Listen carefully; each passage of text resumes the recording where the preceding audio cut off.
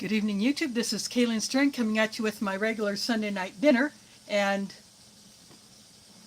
tonight I have the LaBriute vegetarian ration that I opened up when I did the comparison between the LaBriute and the My Own Meals brands. LaBriute replacing My Own Meals. So this is the lentil stew with vegetables.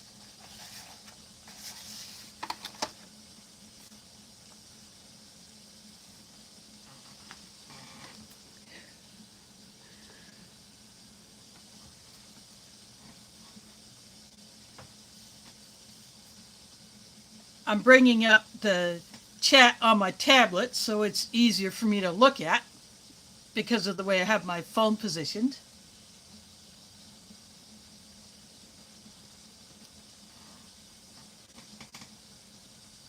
Of course, this is the accessory pack that I had taped shut.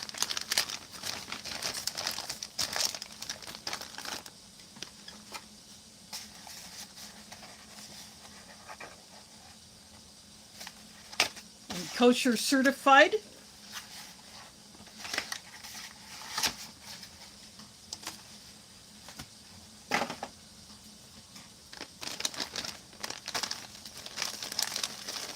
So, of course, the items I will not be using, but these do get saved, will be the tissues,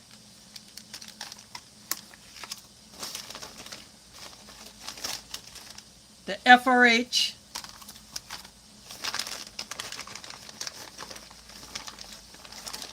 of course, this card,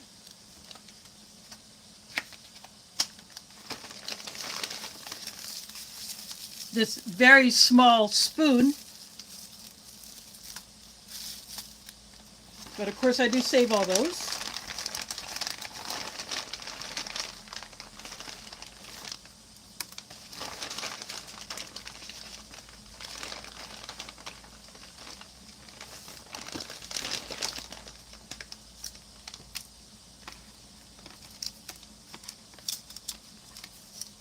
These tiny salt and pepper packs.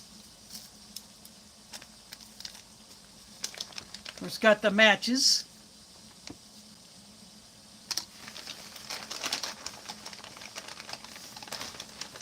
And you still get the wet wipe.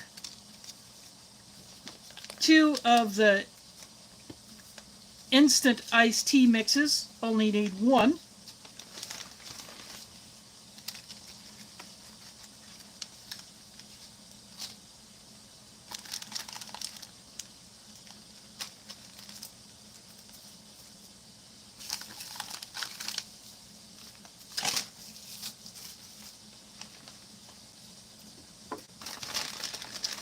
And this is that same fortified cocoa mix.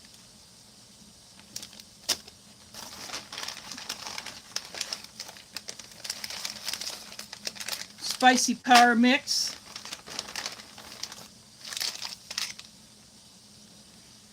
Dried diced mango, so these are all the same. Got the tortillas. All of these are repeats, including the vegan brownie.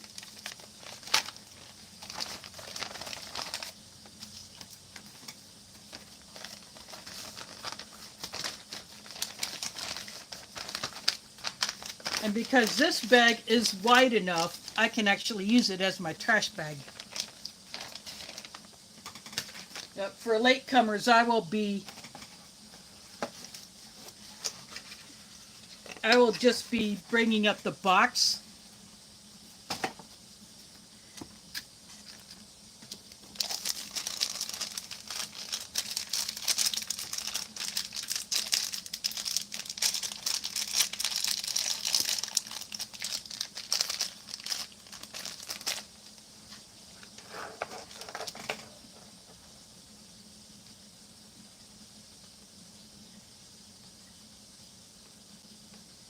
I see spicy tuna rolls, Black Goku. That's a name I had not seen before. Thanks for dropping in. Mother Earth Garden Club is here.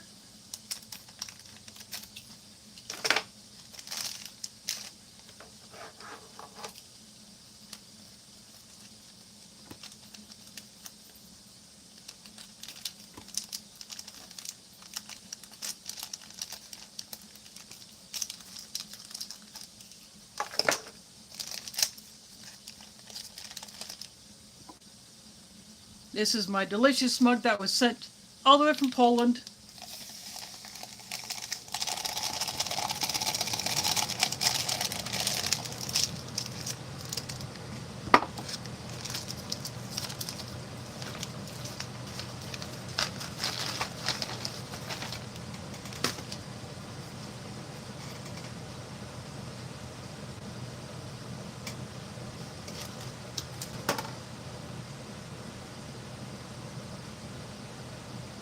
Darren H. and Gunner in the house, thanks for dropping in.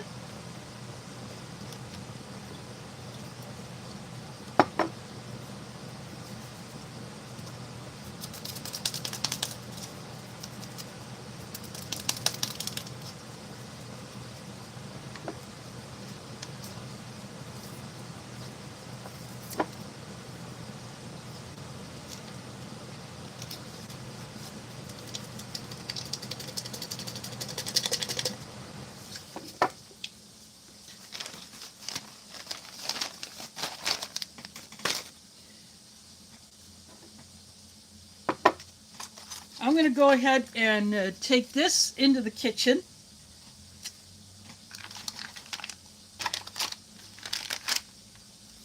And I'll bring back the water for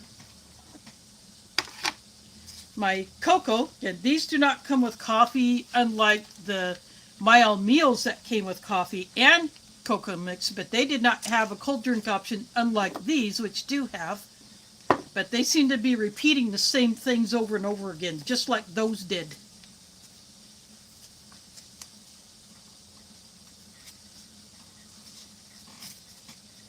So I will be right back.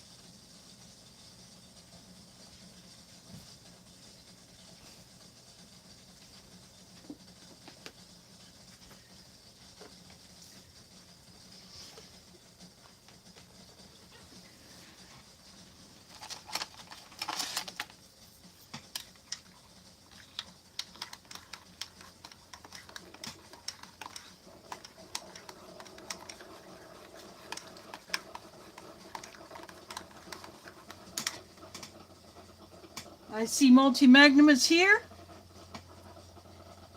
And Cliff is here. Thanks for dropping in.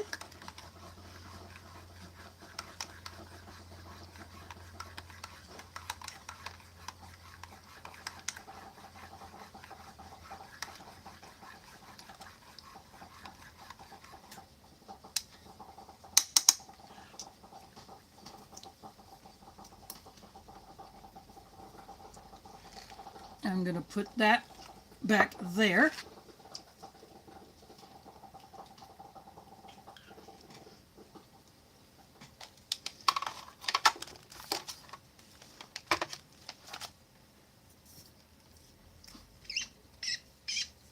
Because these are sugar-free, they have an artificial sweetener in there. There's nowhere near as much powder.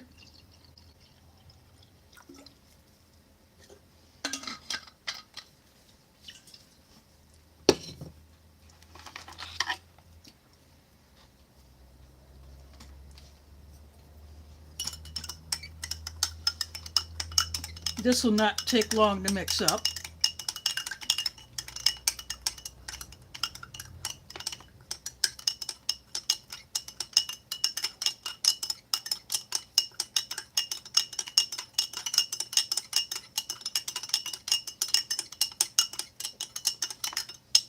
These don't quite taste as good as the older instant iced tea drinks that used to come in the older USMREs.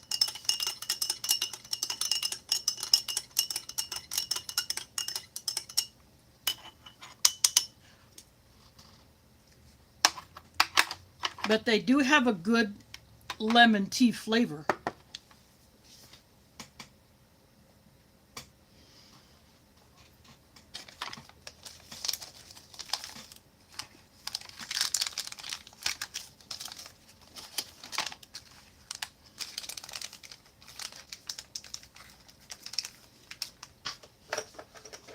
I'm going to start opening up everything else.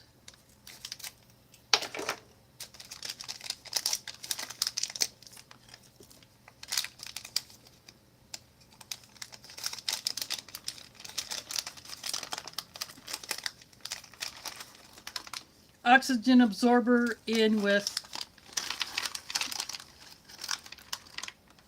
the incorrectly colored diced mango.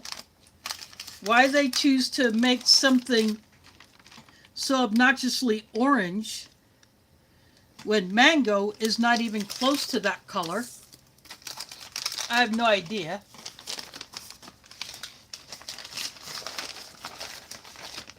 The color should have been left in its natural state.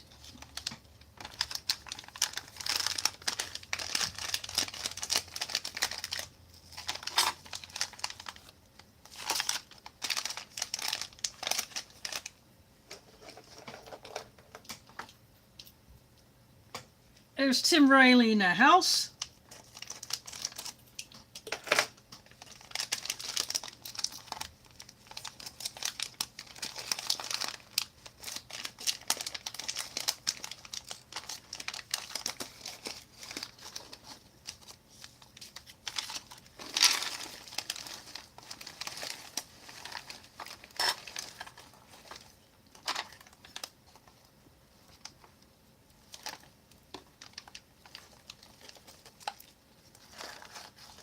Oh, this one had 2 oxygen absorbers in there. I guess that was an oops.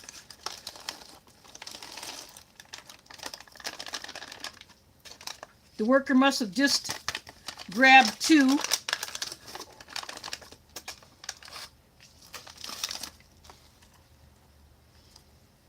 By mistake and just threw them in.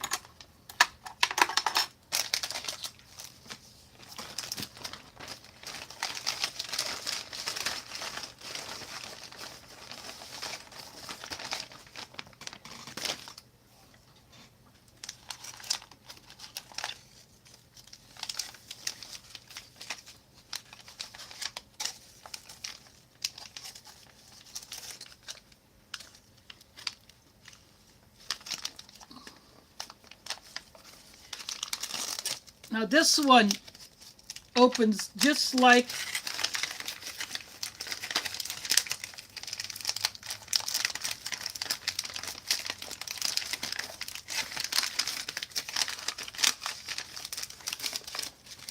it's got that wavy here so I could easily tear it. And this inside wrapper stuck to the inside of here, and they still put an oxygen absorber, which fell down onto the floor, but I'll get it later. So it has that, so I could rip it like that.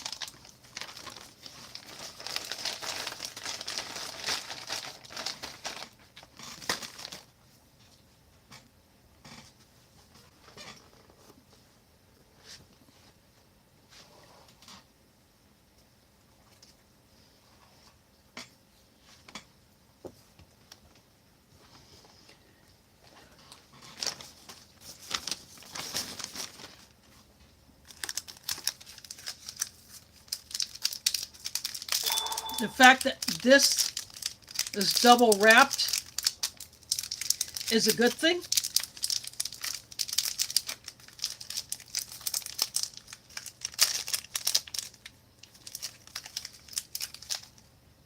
Although this one is not opening the way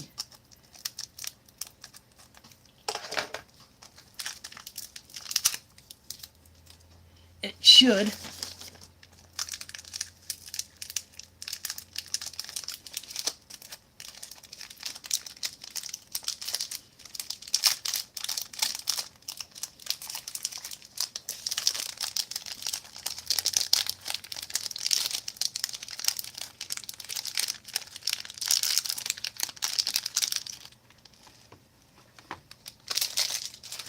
But that is the vegan brownie.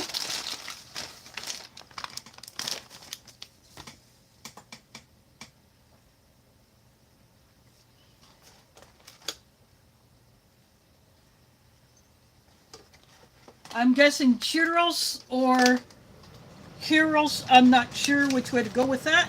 Thanks for dropping in. Now these are the tortillas, which are packed very similar to the MRE Star tortillas.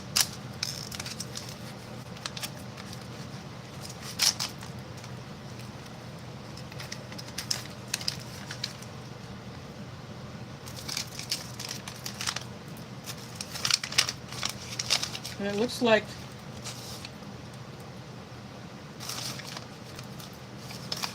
they got a little too vacuum sealed or heat, and some of the tortillas stuck to the inside of there. Oxygen absorber also included with the tortillas.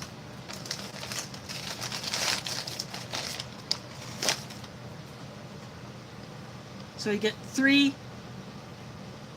actually four, or no, three. Oh, you get 4 tortillas in this one. So that's actually pretty nice that this one had 4 in it.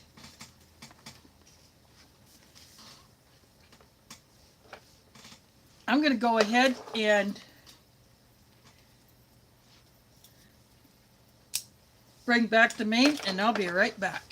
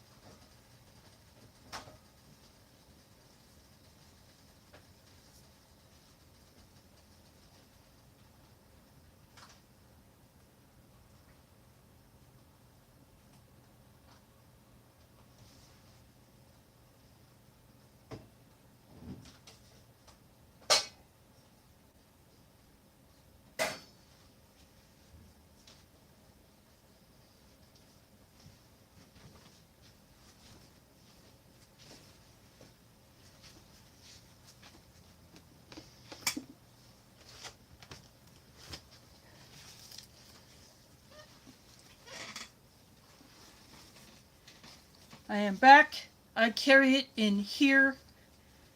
It just happens to be a domed lid from my regular everyday cookware. I'm drying it off with a paper towel.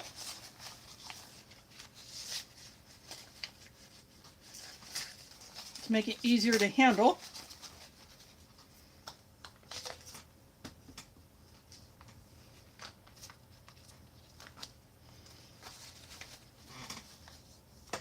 Burger Butt, thanks for dropping in.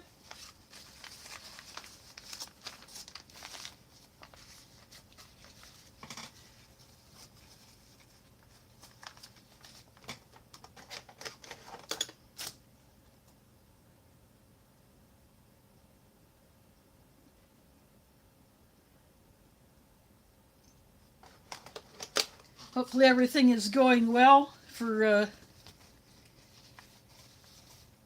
you and LJ. Hope he's doing well. And with these pouches, the tear notch goes across here just like they used to do with the older USMREs. In fact, this one has 2.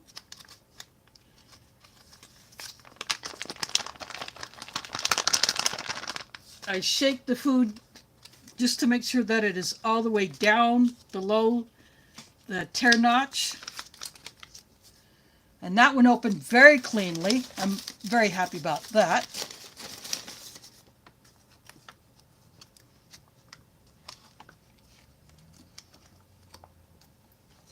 This is going to be a bit of a runny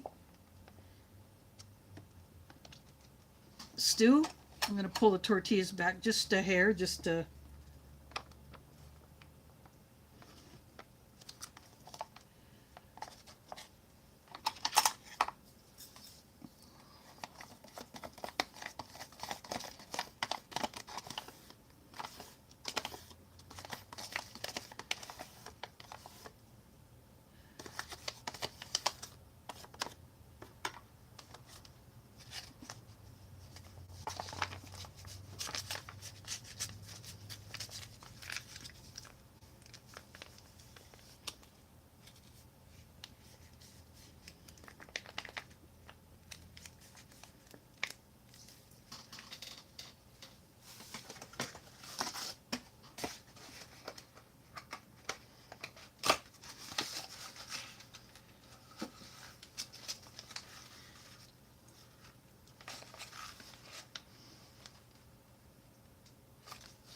Now, before I get rid of this pouch, they use a 5-digit date code. So there's a 2-1. So it's 2021, and the 200th day is when this was packed.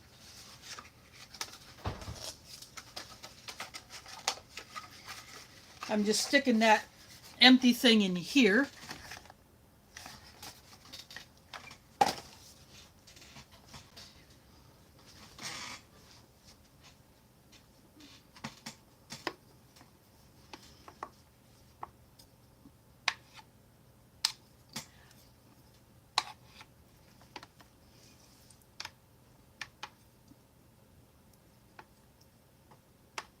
There's lentils.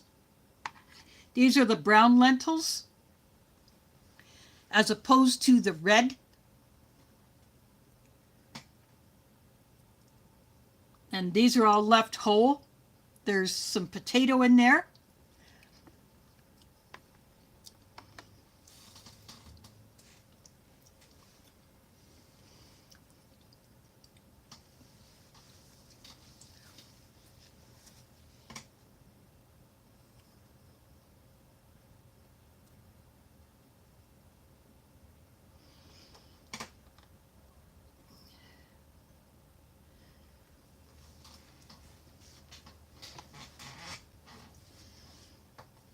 Again, this is Kosher certified. I'm actually going to shift this brownie so it's kind of sitting like that.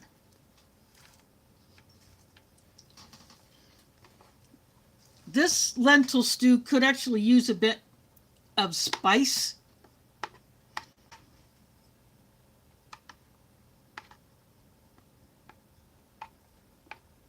And I'm not seeing much in here as far as other vegetables.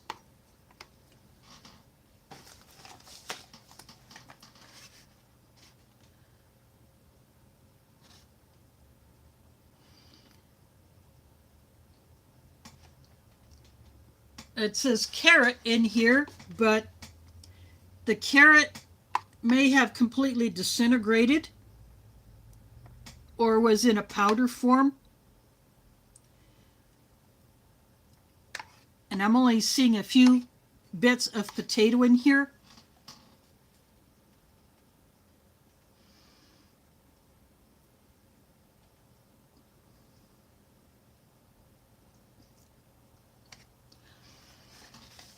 It has onion powder. It says minced garlic.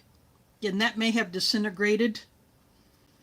There are some spices in here.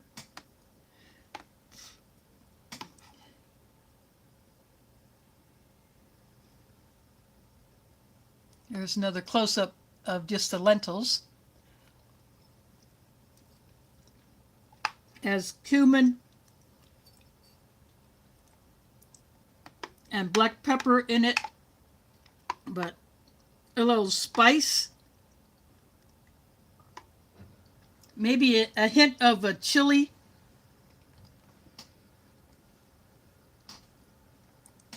would be a good thing here.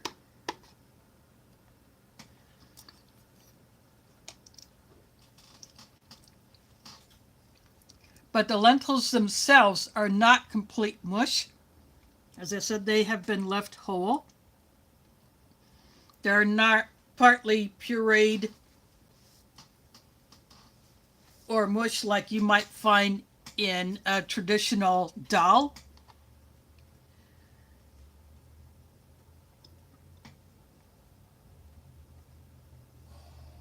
Or the lentils in that are cooked down more, or it may be partially pureed.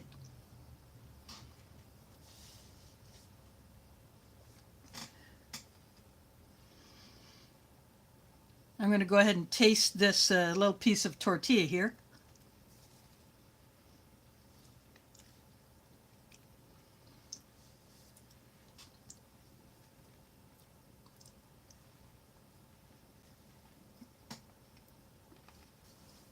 Yeah, the tortilla would be good to dip in this.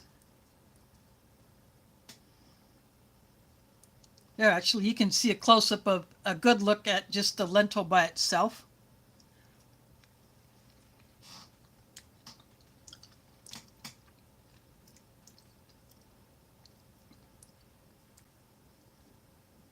Though doing this, the tortilla would make it taste a little bit more bland.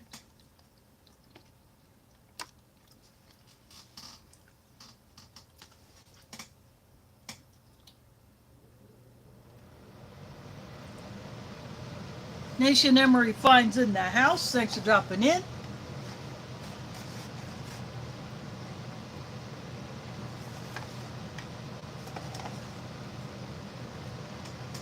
Again, this was packed in 2021, or at least the lentil stew was.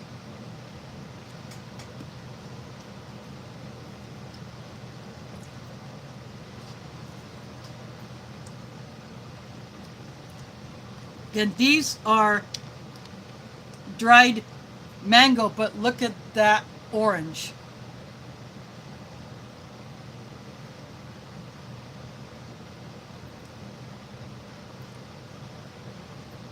A mango would not be this orange.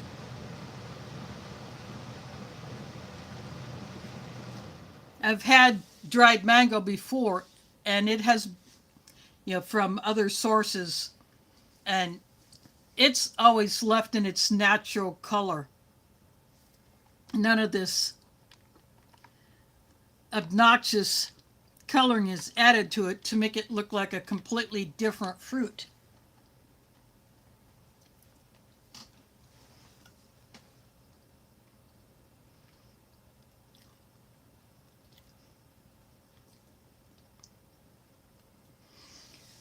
Welcome, Marcello. Thanks for dropping in. Again, this is a very good vegetarian or vegan meal for those who either follow this diet for either religious reasons or for health reasons.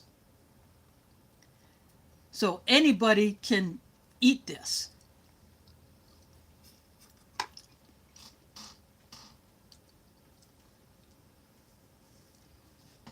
And this will be good over rice.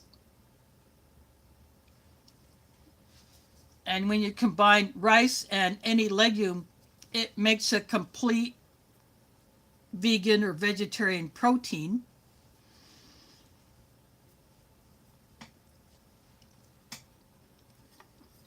So lentils are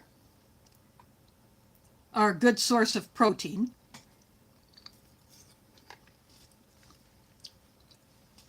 The potatoes are soft, but not too soft.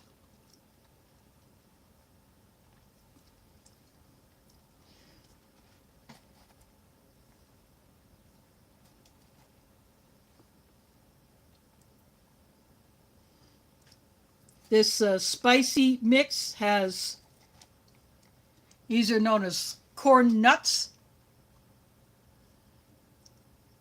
That is an actual corn kernel there. It has, these are soy nuts.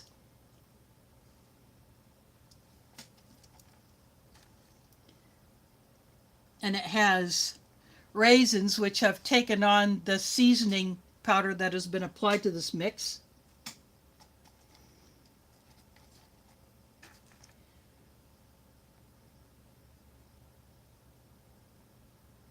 And it has these here.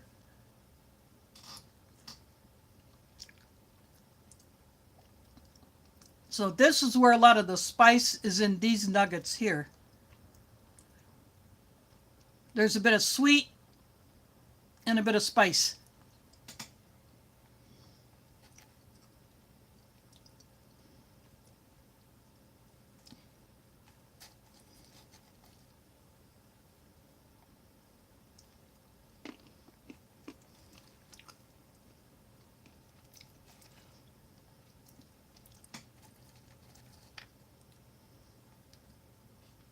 Then it also has the seasoning on the peanuts.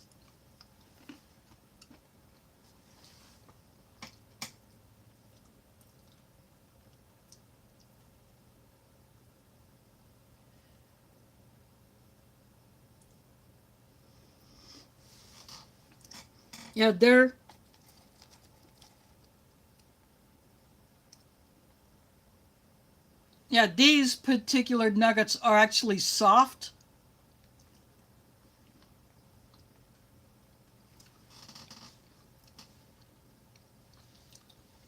So they're not like your usual sesame bar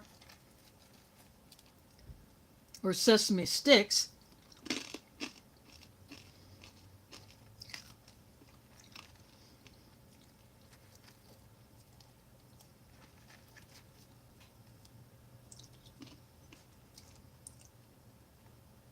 But this is a good mix.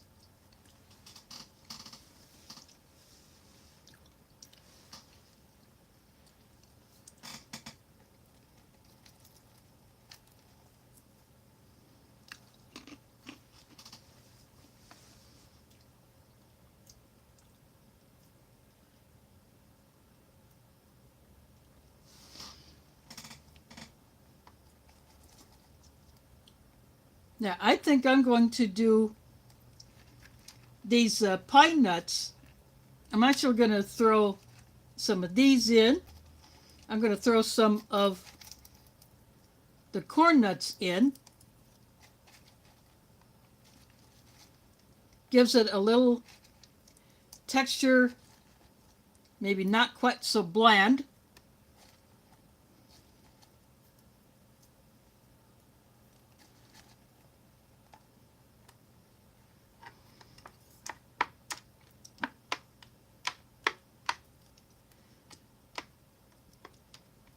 That might soften these up a bit, but I think it'll give it a bit of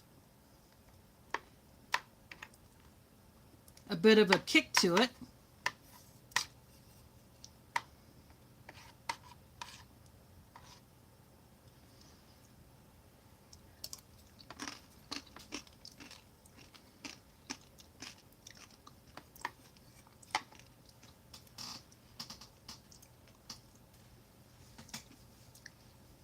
That definitely does help the flavor adding those in. You get that bit of a kick in there.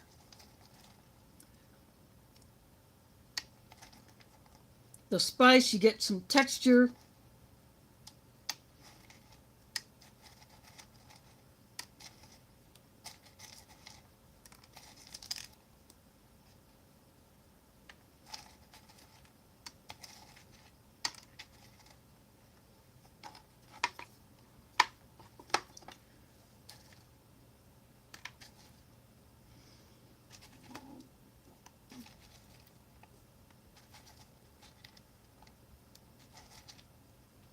I'm only tossing the corn nuts and the pine nuts in there, not tossing the peanuts in there.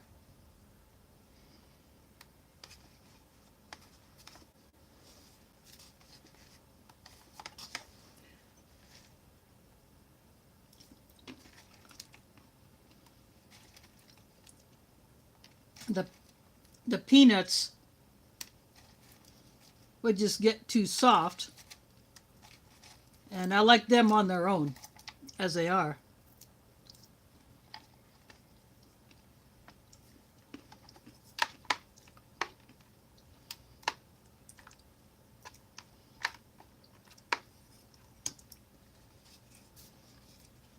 And I'll still dip the tortilla in here to take up some of that sauce.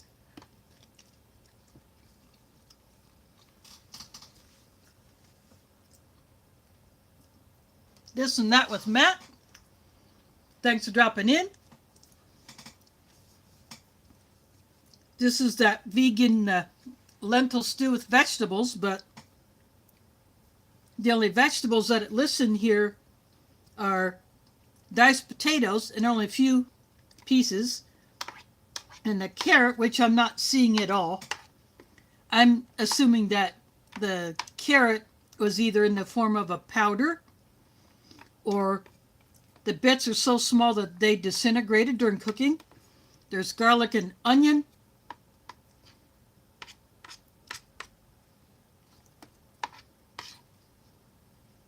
But I like the texture of the lentils, which have all been left whole, which is nice.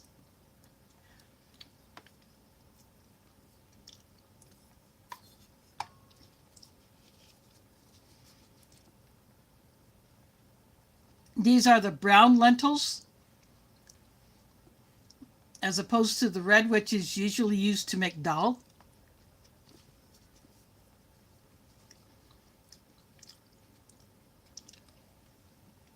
There's a better look at a lentil by itself.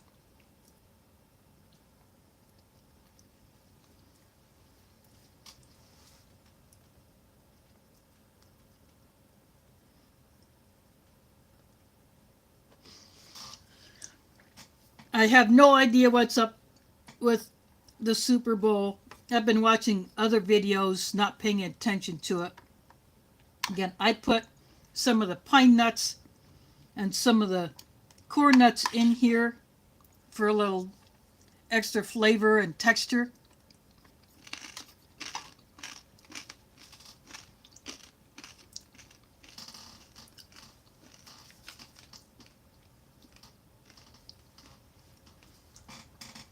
And these are dried mango pieces, heavily colored. Mango is not this orange in its natural state. And they're heavily sugared almost to the point where you cannot taste the mango flavor.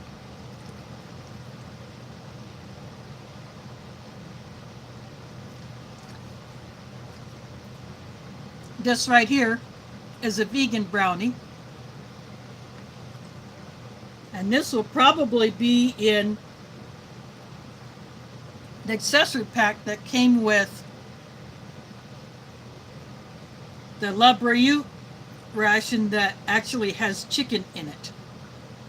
But I won't know that until I open that one up.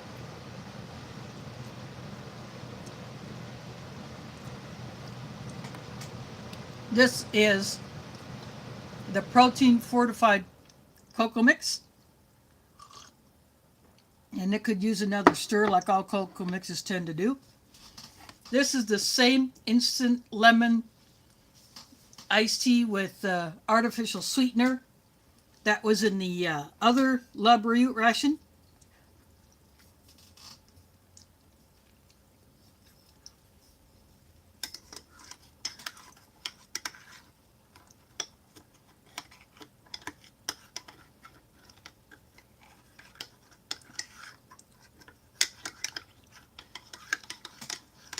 So I'm giving my cocoa mix another stir.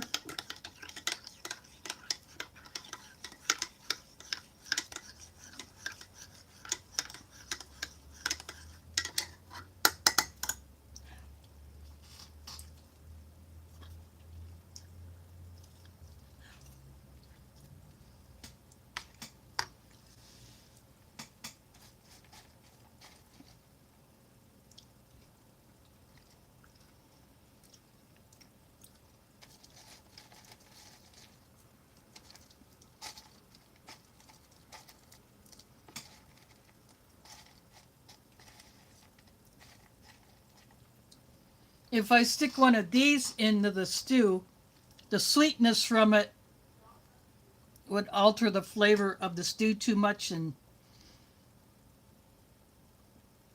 plus there are not very many of these things. Again, these are very, very soft.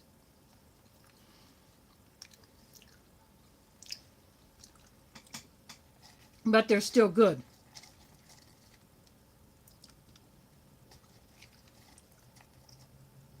And these raisins have taken on the seasoning.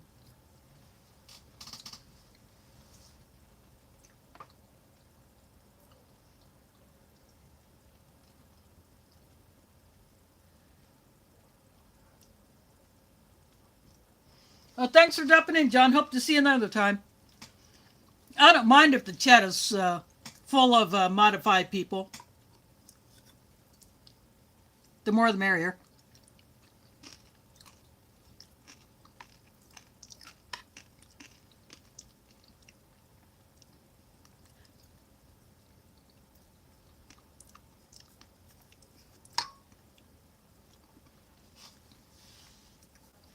Because these LaBriute rations are kosher certified, if a Muslim soldier in the field needed a ration, but there were not any halal MREs available, then these could substitute. And a Jew could eat a halal certified ration. You know, the dietary guidelines, although not identical, there are some similarities.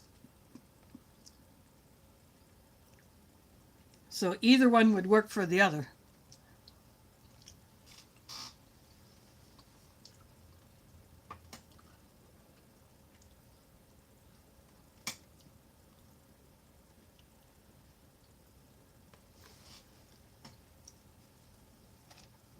And this one had 4 tortillas.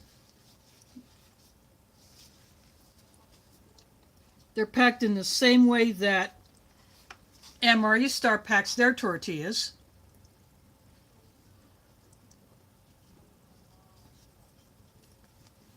And they tear very easily. And they're good for dipping into this sauce.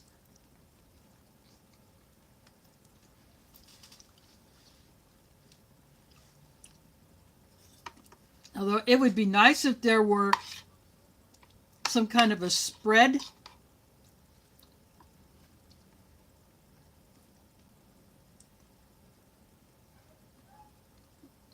that you could put on the tortillas or whatever other bread item they choose to put in.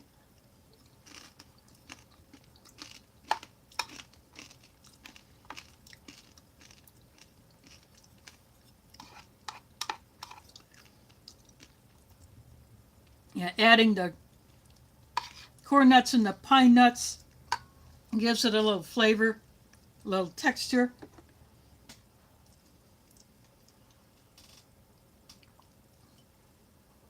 And iced tea is a good complement.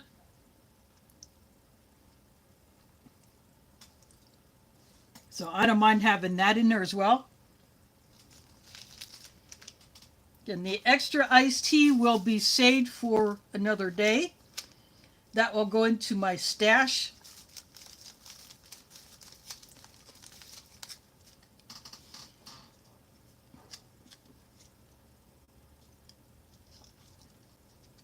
So this is how small the packet is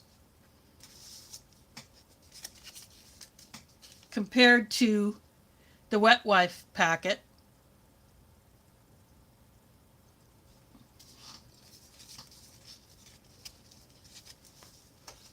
Easily able to stick that in another small pack if you did not want to drink both at once.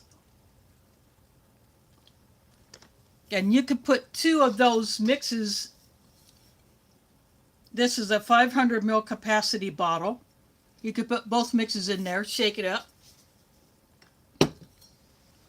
and you're good to go.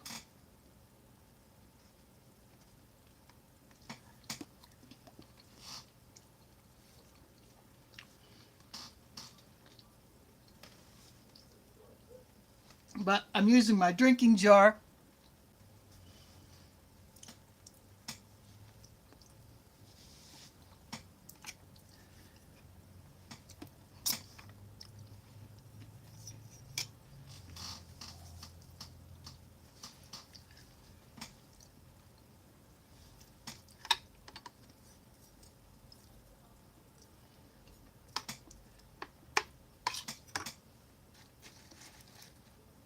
I'm going to throw a few more of these nuggets in there. And the peanuts I'm leaving out because I just like eating them straight up as is.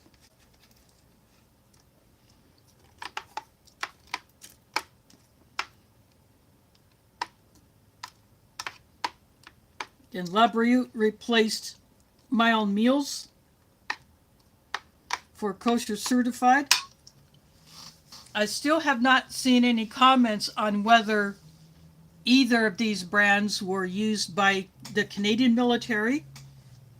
I would love to know that, since the two vegetarian My Own Meals rations that I got actually came from Canada.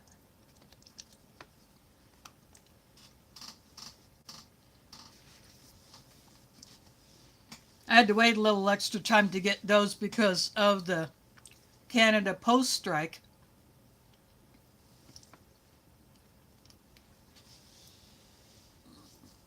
But that got resolved a few days after I had placed the order, so I figured the seller probably needed some extra time to get caught up on shipping out orders.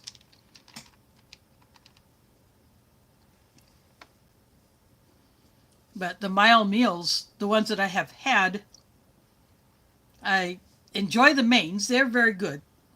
That one, the peanut packet was compromised. And the bagel chips, they were just rancid. They never made it onto the tray. And I've had those bagel chips before. They tasted all right. It's a good brand, but when they're old, then they're not good.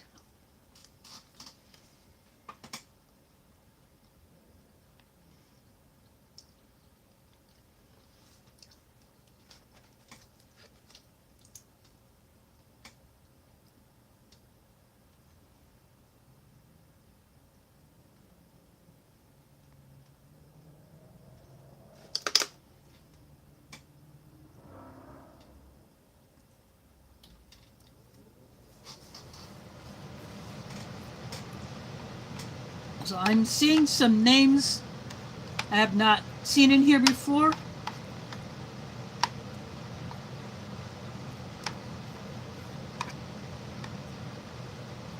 But I like,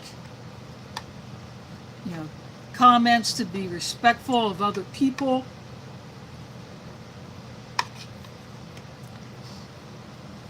You know, if you got questions, go ahead and ask. Just, you know, be nice about it. That way it's more fun for everybody. You know, I like it when new people come in and get interested in both military and civilian rations. But I want it to be fun for everybody.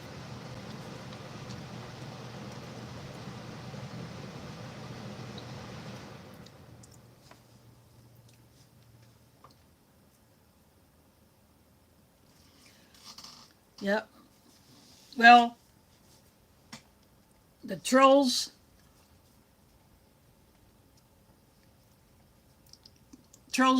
belong under bridges.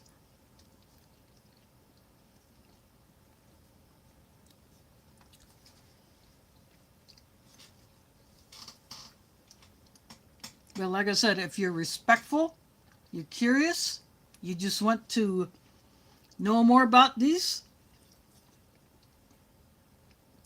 I'm still learning. I don't know a 20th as much as some of those who have been doing it a lot longer than I have.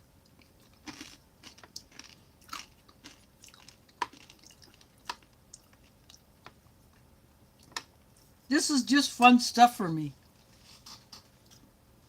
I fell into it when I watched Sticky Finger 745. I have not seen anything from him in a while. I think life has just gotten too crazy, but he did a giveaway on his channel, and it was for a USMRE. I don't remember what menu it was. So I won it, and I thought, I got a tray. It's not this one. It's my 1983 Tupperware tray. Yeah, I got a tray.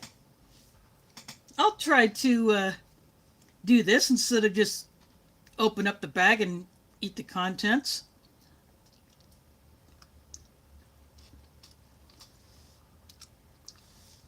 I started out just recording and pausing the videos. Pausing it as I was recording. And then a few years ago, I got into doing it live.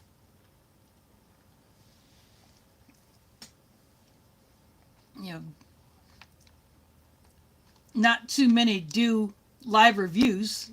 I know Smokey does. Some others may do live reviews, but I may not be aware of them. But yeah, that 1983 Tupperware tray that's a little bit lighter in color than the lightest parts of these tortillas. I would call it a buttercream color. But I've had that since then, and I still have it. Once in a while, I'll bring it out. If I have an entree, especially freeze-dried one, that will yield a whole lot of food. Or I have two hot items that I would want side by side. And it all has maybe a couple of side items, snacks or a dessert, something like that. Then I may bring out that Tupperware tray. So it does come out to play once in a while.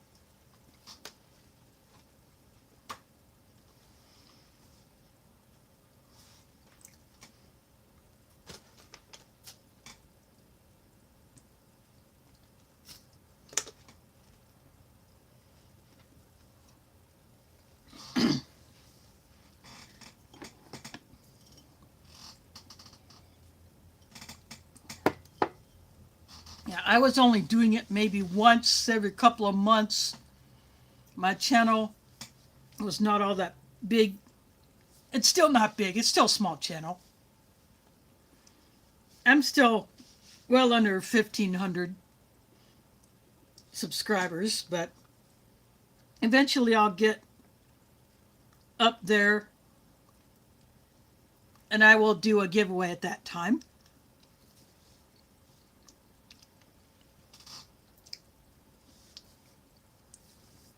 So I was only doing maybe once a month, once every month, as I could afford them at the time.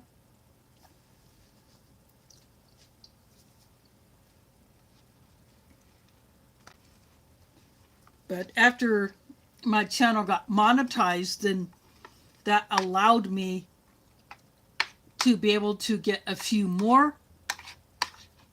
And sometimes I have had people just send me boxes of stuff without anything, they didn't want anything in return.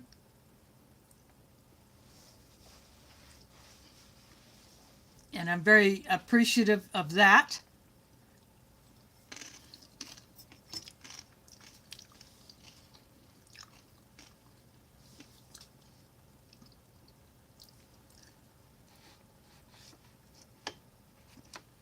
And I would like to be able to maybe do some trades, but I would have to get some more things in. You know, maybe if I buy a case of something that might have a duplicate, like Smokey got 4 sets of Canadian IMPs in the paper bag, 4 to a box. He bought 4 of these lots. He was going to buy the last one, but I beat him to it. I got the last one this particular seller had. And he got several duplicates, so he could either trade them off or just have them for his own personal enjoyment, you know, or if he just wants a quick meal,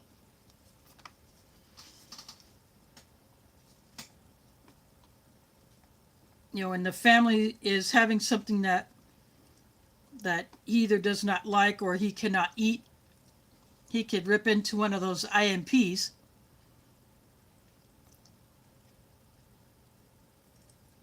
So he will definitely review some of them. Just, yeah, he's got several duplicate menus, so he won't.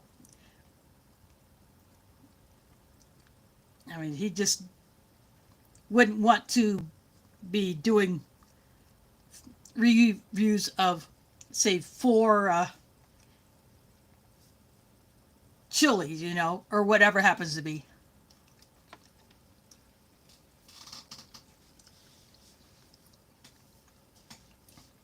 Plus, he is in the process of working on the 2 new buildings that he bought.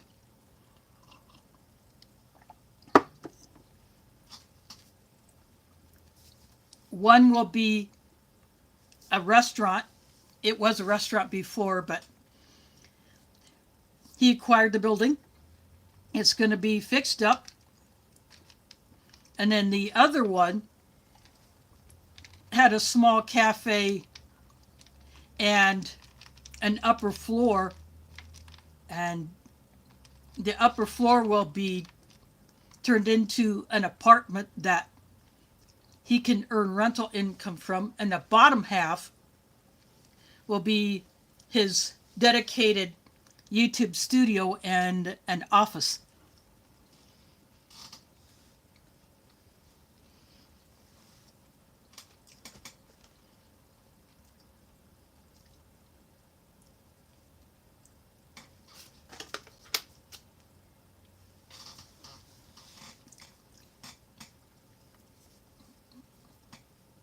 Yeah, his house is not all that big, so he wants to have a space where he can store his collection and display some of the unique items that he has.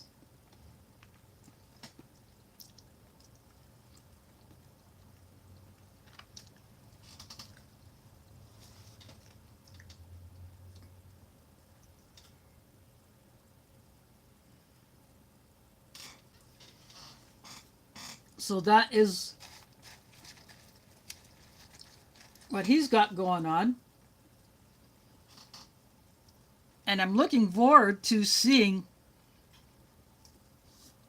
what the end result will be of both buildings. They're not too far from each other, so he can keep track of the restaurant while he's in his office.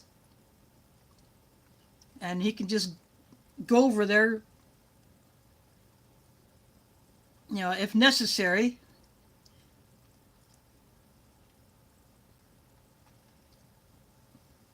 So I really hope that he is able to make a good go of both locations.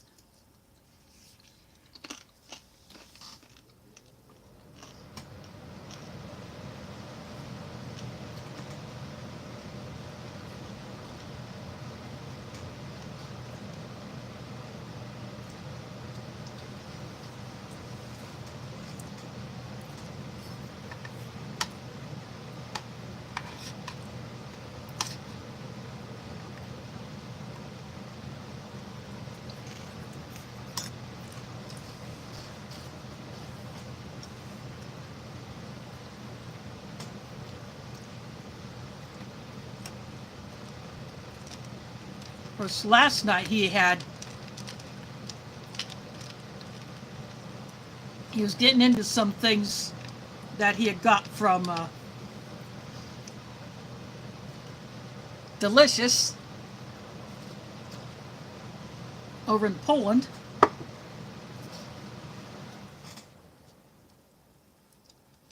So so he has 2 YouTube channels. On his Delicious channel, he does stuff in English, and on his other channel, I can't remember the name of it right now. I haven't seen anything from that channel in a while, but he does it all in Polish. I happen to be Polish myself, but I don't know much Polski, but every time he puts up a video on that channel, I will still go watch it. I can still enjoy what he's showing, even if I don't understand everything that he says.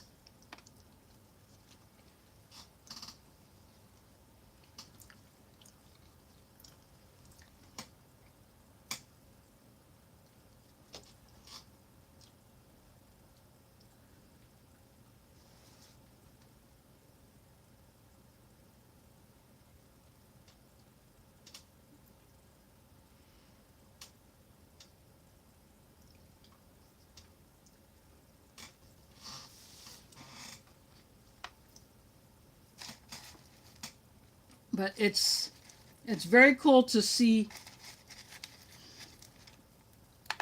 different things come up from different people. He can get rations a lot easier than, from other countries than we can get here.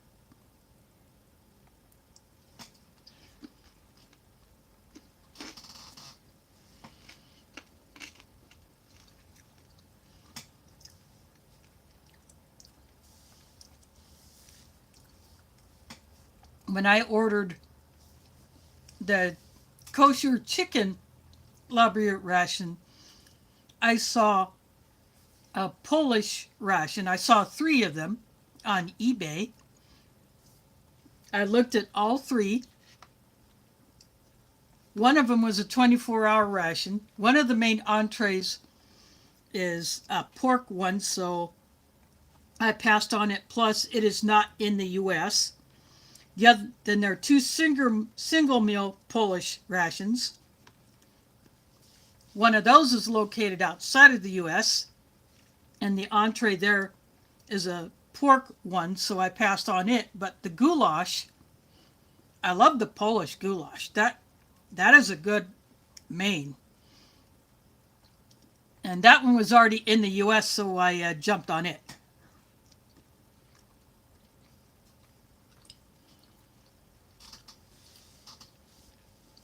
That LMC, that light meal combat, that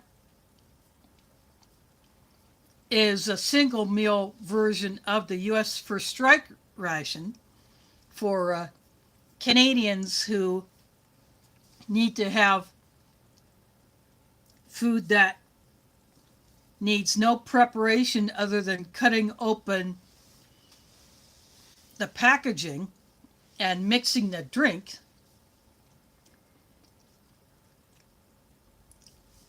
There's a coffee and a cold drink powder in that LMC, but they would get 2 to 3 of those a day, whereas a U.S. soldier gets the First Strike ration, but if they need more calories, then they would get a package that's called the More or Modular Operational Ration Enhancement. And a soldier could get a more pack along with a standard MRE. There are hot weather versions of the Moors and cold weather versions of the Moors, depending on whether it's cold outside or warm outside. You don't want something that's in a retort pouch, say like this lentil stew, in a cold environment, and and it's stored outside, it could freeze. And it would take too long to thaw it out in order to even eat it unheated. So that's where the freeze dried entrees come into play. Or the first strike ration might have something in a retort like a pudding or applesauce.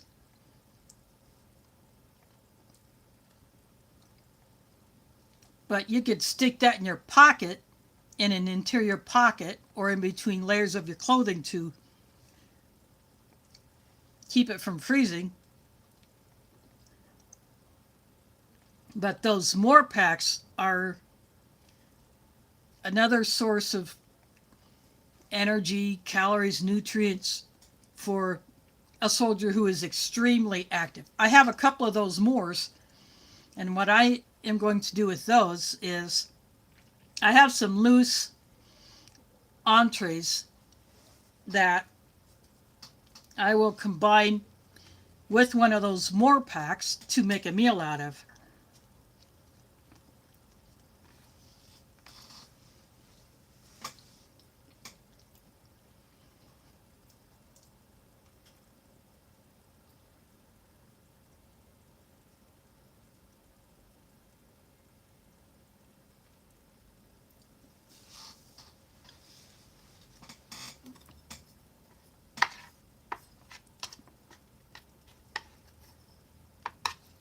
You can buy cases of those mores, and there are several of those floating around eBay and maybe Amazon and other sites.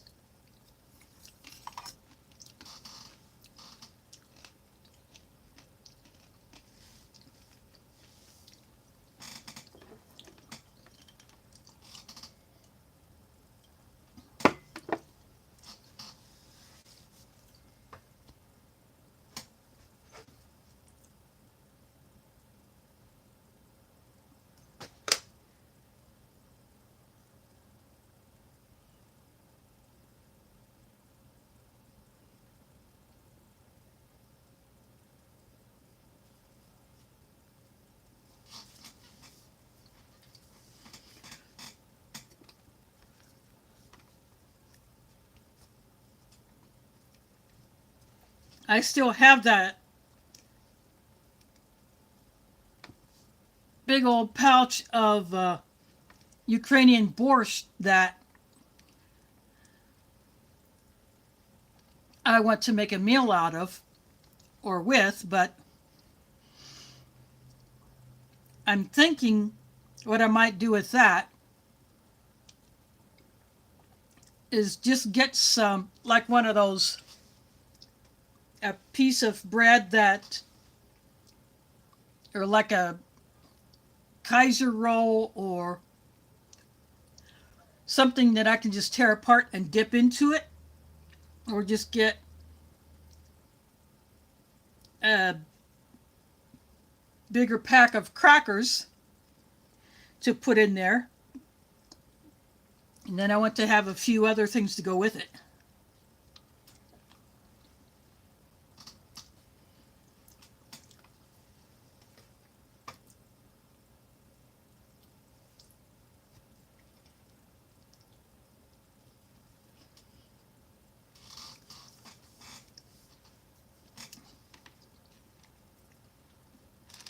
And this is supposed to be mango, but it looks like an artificial orange candy.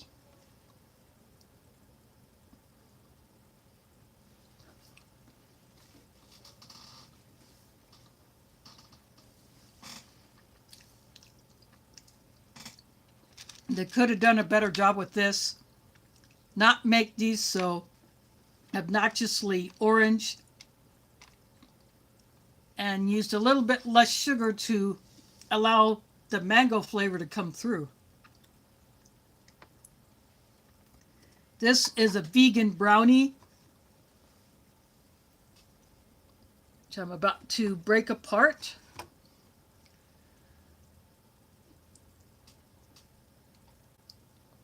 give you a good look at this. There's a few second delay in between my phone camera and my tablet, so I was looking over there just to make sure that I was getting this in view, because the way my phone is,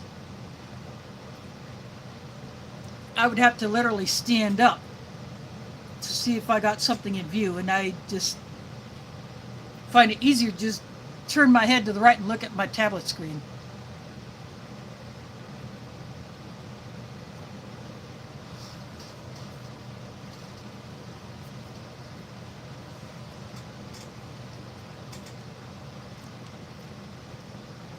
This has a nice chocolate flavor.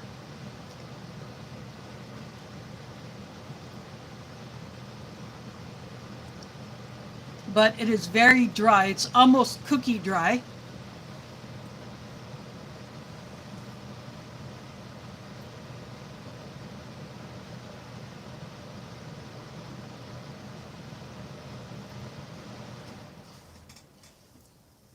Yeah, I could tell that it was going to be dry when I started to break it apart, but for a vegan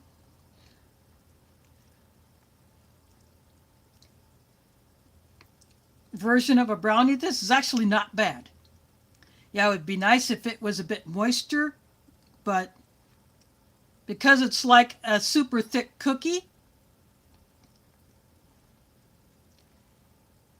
I don't mind that at all. Yeah, these mango pieces, yeah, they definitely could have done a better job with that. But I will finish them off.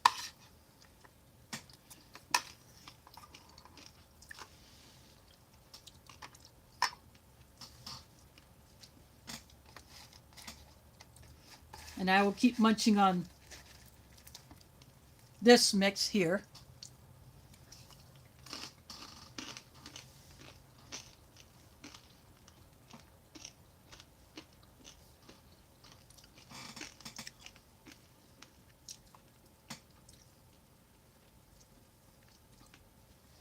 I really do like the amount of spice that is in here. And that is definitely helping out the flavor of the stew. Again, this would be good over rice. A little spice in it. And if there was some meat in it, like beef or chicken or lamb, it would really be good.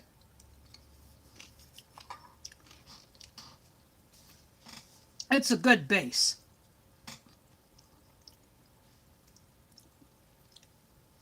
So I will give it that.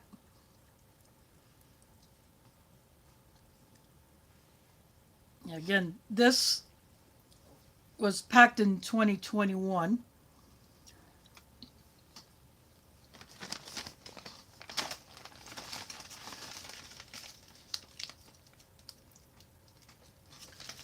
These tortillas are actually Nexos. Nexos is the parent company of the XMRE brand of single meal and 24-hour rations.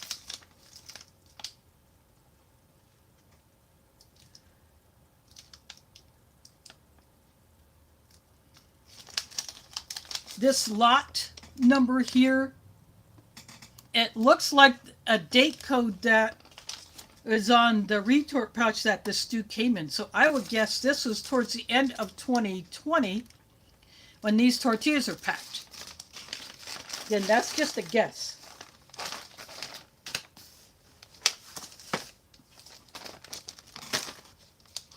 Now the FRH,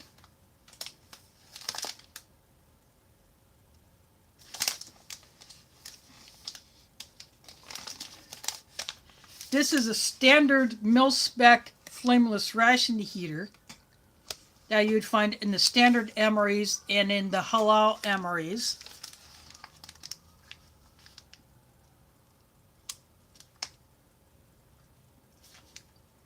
And it looks like the date code that was printed on here got messed up. I'm looking at it for another spot where it could have been printed, but it looks like the stamp got messed up and you can just barely see the bottoms of the numbers.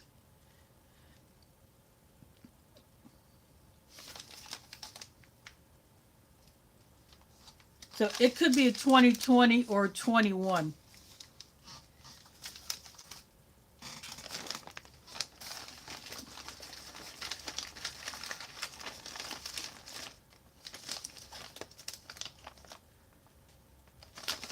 See, this brownie packet, the first two digits in that lot code are 21. So I would equate that as a date code. Again, I'm just guessing.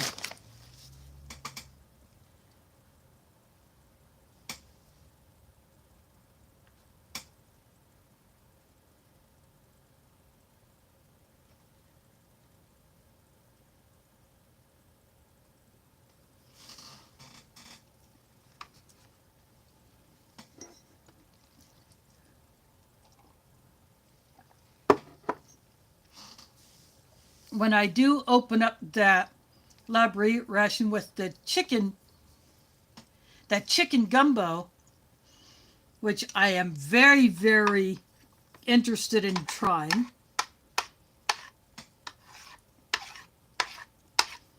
I'm curious to see if, because that one is not a vegan or vegetarian, will the items in the accessory pack differ from what you see here? You know, will it have these mango pieces? Will it have a vegan brownie? Will it have this same spicy mix? Will it have tortillas?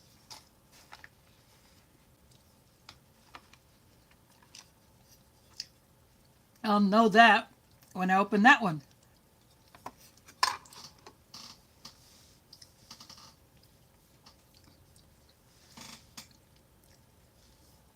And of course, I will know the date when I look at all of the lot codes on there.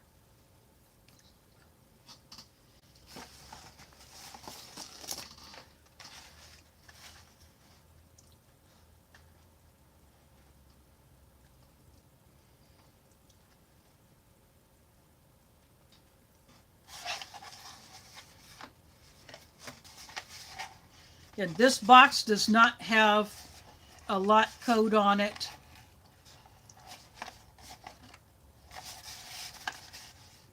It has a very small ingredients list for the lentil stew, which is nice.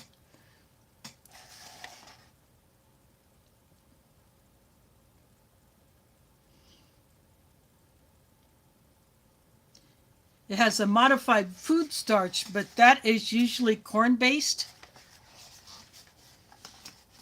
That is the only ingredient that probably didn't need to be in there unless it was used as a thickening agent.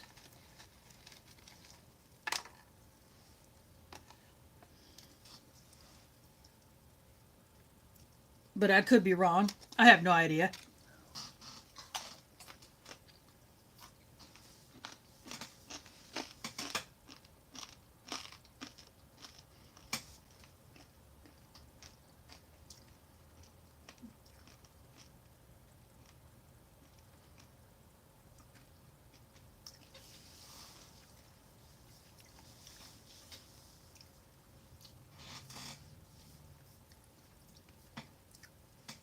And anyone curious about this tray, I originally saw a tray like this on a channel that was originally called Apple Stump Bushcraft Stuff and Things.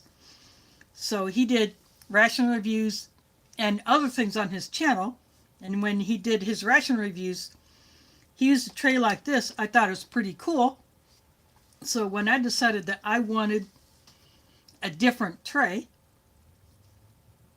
I happen to like green, my favorite color, so I saw this one on eBay,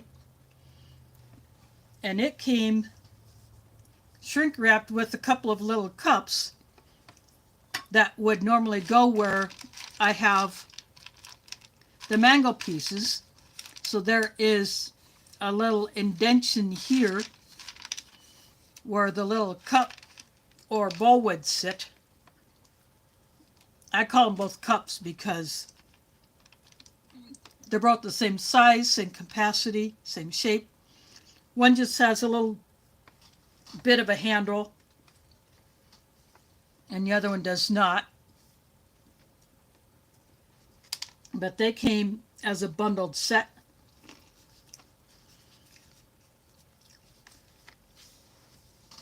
So once in a great while, I might bring those out if I have something that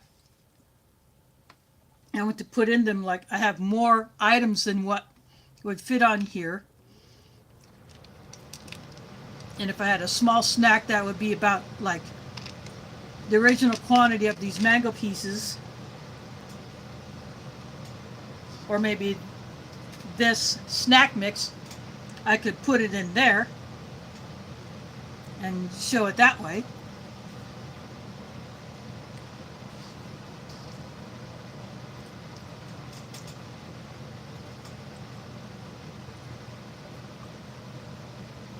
There's Viper in the house. Thanks for dropping in.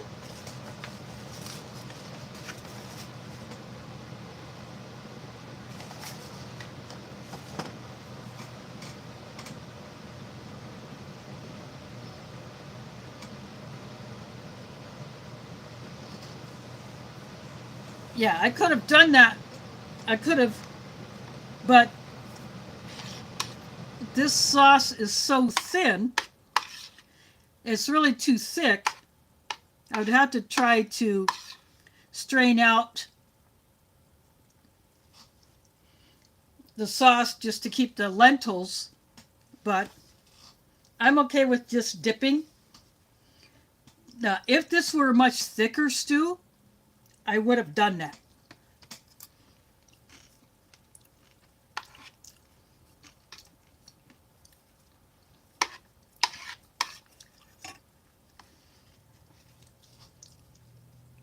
But again, this is one way of eating this and soaking up that sauce.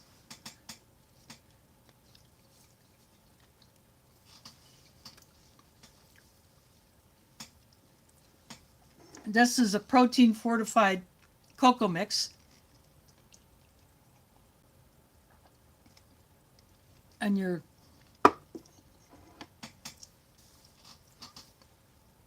always, with a lot of these cocoa mixes, no matter where it comes from, how old or how fresh, you're going to have some that just does not dissolve or does not mix. But for a protein fortified cocoa mix, that is actually not bad.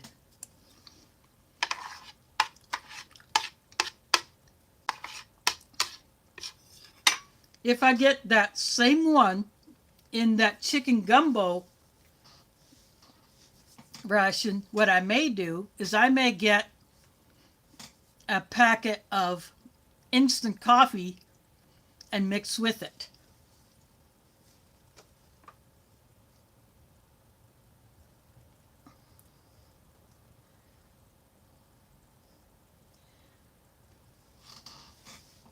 Yeah, that would be one way of doing it if you have very little time to eat, but you needed to get everything down so you can get the maximum benefit out of it.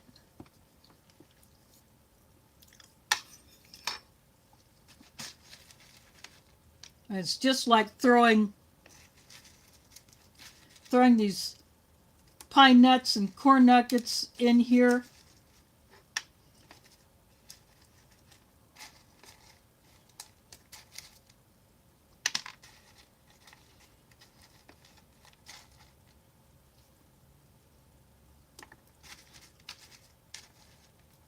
I'm throwing a few more of those in. Oh, there's a sunflower kernel in there. Yeah, those tend to go way to the bottom of this mix for some reason. Because this is a spicy mix, a bit of that spice will come off of these into the sauce. Because by itself, this stew is a bit on the plain side.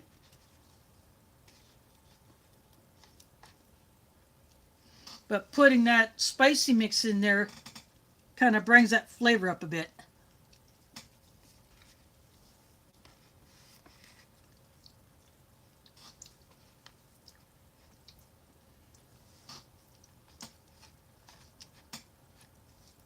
And these are brown lentils.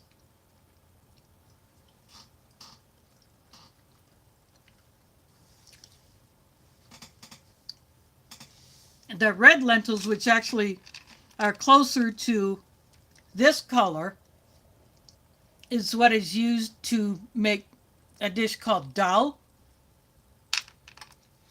And some of the lentils in that are blended, or it's cooked to the point that some of them dissolve. And like this, where all of the lentils are left in their natural state.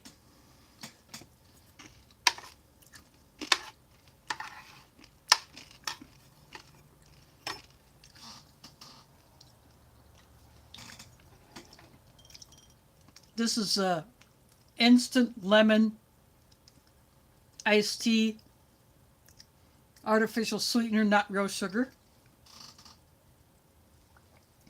Small amount of powder as artificial sweeteners.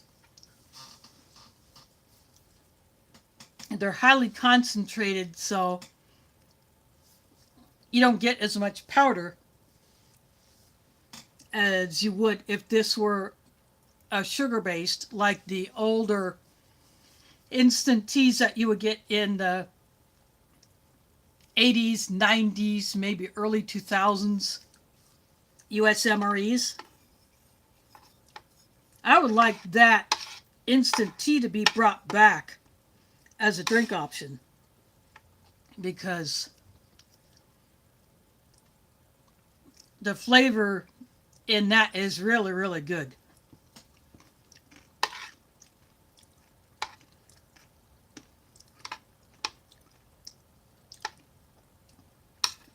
There's a sugar-based version and a version made with an artificial sweetener.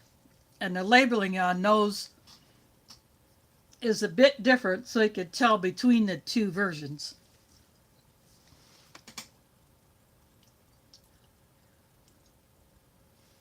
Yeah, I could never join the military because of my vision issues, but I have family who have served, and one I know of who does. My step-grandfather on my mother's side of the family was first in the Marines. He was in infantry during World War II, so he did time in Germany. And then when the Vietnam War came about, he went back in through the Air Force. So he was in Vietnam, where he saw action there. And then I have other relatives who were in the Army. I have a cousin who is in the Air Force on my dad's side. She took the test to be a fighter jet mechanic, and she scored higher than most of the men who tested with her. And I think that freaked the crap out of them guys, because they got bested by a little woman from Iowa.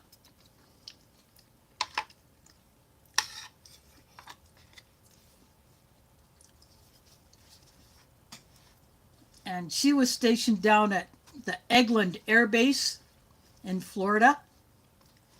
She never went overseas, but that's where she did all of her time in the Air Force.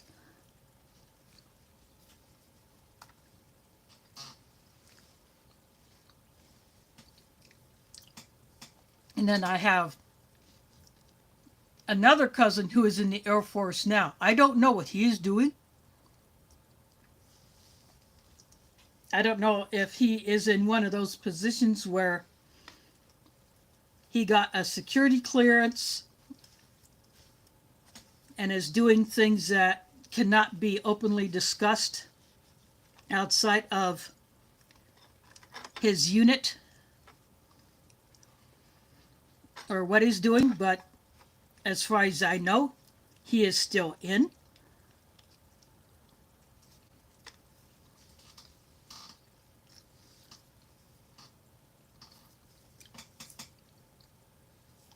And I have friends who have served, some locally here, and I have camped with some of them. At one camp with a whole bunch of other YouTubers, we met at a place called Lake Miami here in Iowa. And some of them came from other states. Some of them were in the military. And one of the locals was in the Army, and she did logistics. And she does some of that stuff in her current job. Not quite what she did in the Army, but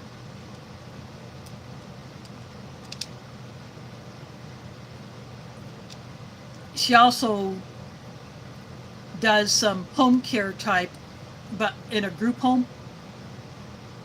And she might do some logistics for them, but she did logistics in the Army.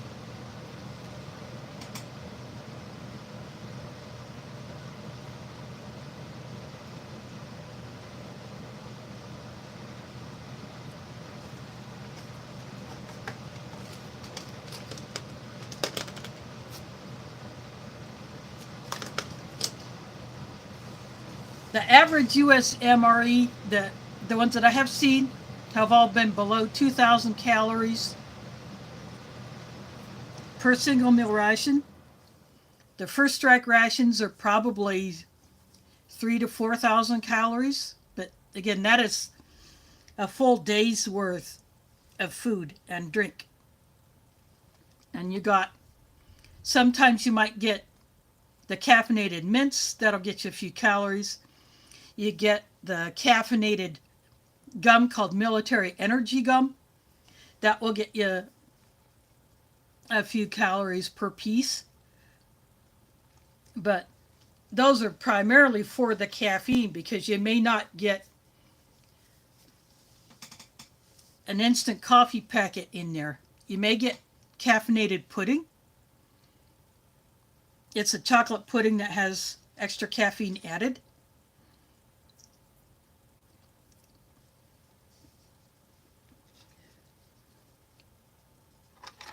And so those will be alternate sources of the caffeine for anyone getting those first strike rations.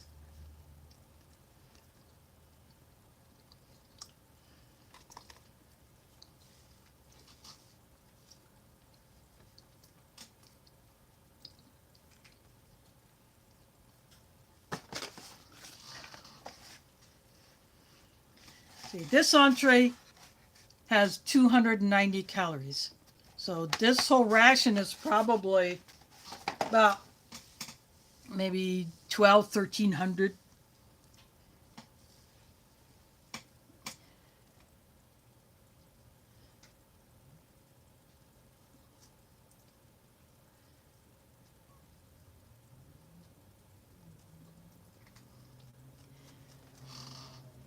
Oh, no doubt it would seem like that, considering all the stuff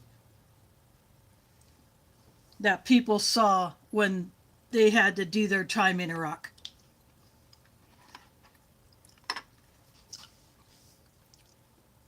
And my friend who was in the Army, she knows about that because she did time there. Plus, she was in Germany.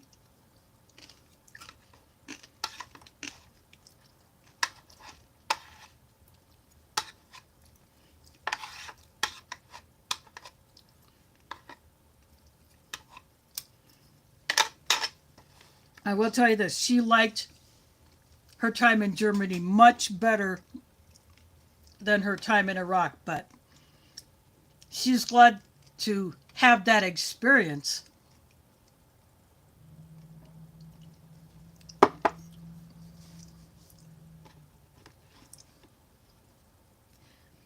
I'm going to eat some more of this vegan brownie, which I'll call a super thick cookie.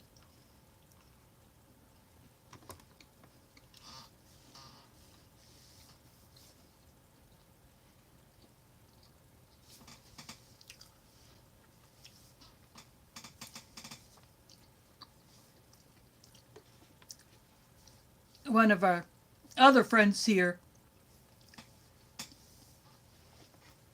used to host an annual Veterans Day weekend camp,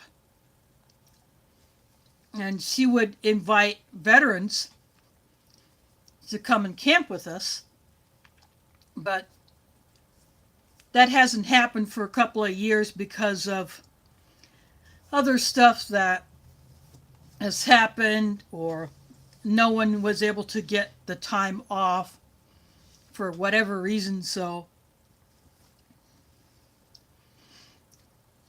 I have been to a few of those, and we may not have done a whole lot of filming for our respective channels, but that weekend was mainly about just hanging out with the vets, showing appreciation for their service.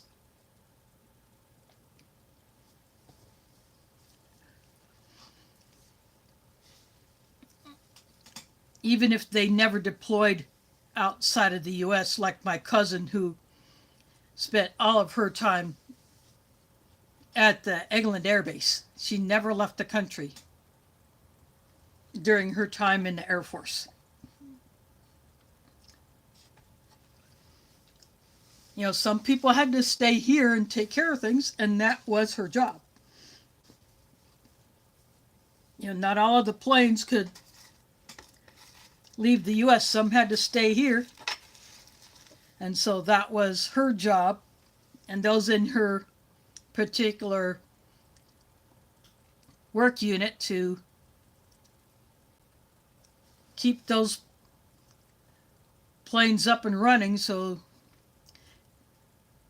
the pilots could train and do patrols and things like that.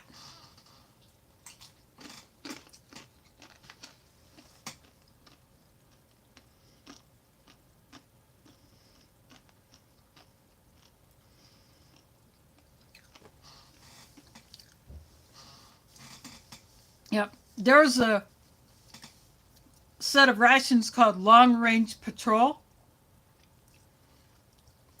And the entrees were the first to be freeze-dried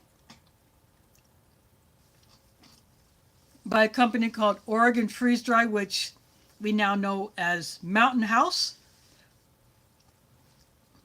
Then the Ration Cold Weather, which was a 24-hour cold climate ration, which also had freeze-dried or dehydrated items in it instead of wet pack like this was. And then that was replaced by the Meal Cold Weather, which is a single meal ration. Both the Meal Cold Weather and the Ration Cold Weather were packed in white bags. The Meal Cold Weather still are. And I have gotten a hold of a few of those. I haven't had any of those for a while. There are some new entrees and other items. I think I hope to get some of those this year from other reviewers that I've seen who have gotten the newer MCWs. The Mountain House entrees are no longer in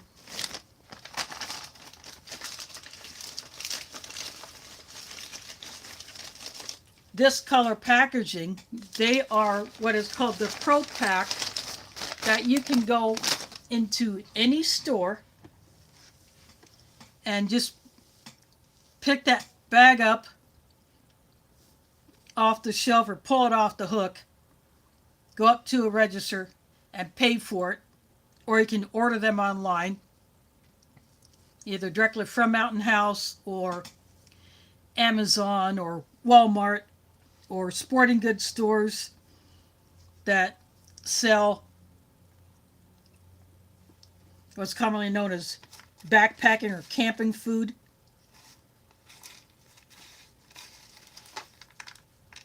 They use those, they're called Pro Packs. They're a little bit more compact than the standard Mountain House bag, but I believe it's the same amount of food.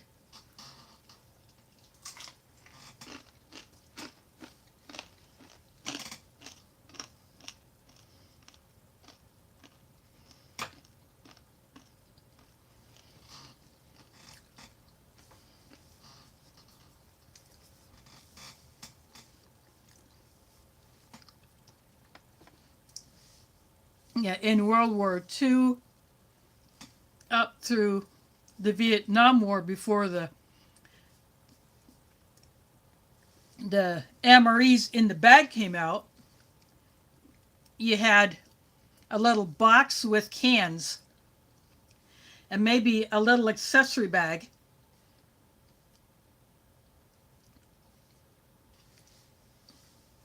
And some of the cans would either have a key on the side like the old Spam cans or the corned beef cans, or there was a P38 or P51 can opener in there. And you would have to use that to open those cans. And you'd have a little spoon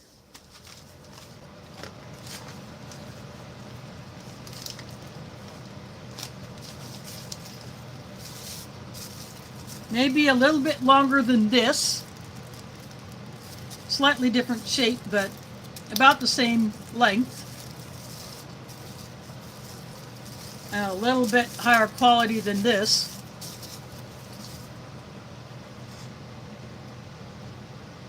And you would either have to just eat it cold or find some way to heat it, like I've heard of. If you had a running vehicle, you would put it on the engine block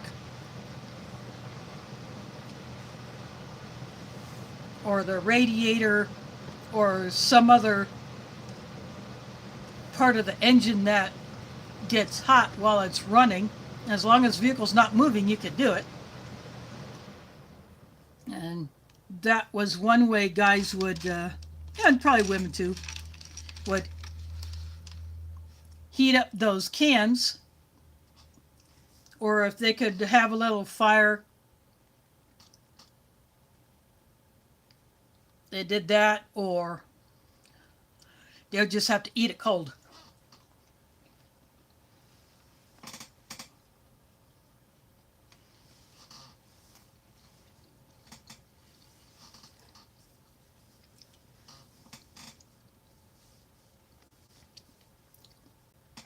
I had 2 individual cans from that time period. I don't remember what years they were, but I had what's called a B2 unit. That was a can in the MCI Meal Combat Individual, sometimes also known as a C ration or C-rat. That would have things like some round crackers, like a round version of a saltine, maybe as thick as a Ritz, but tasted like your standard saltine.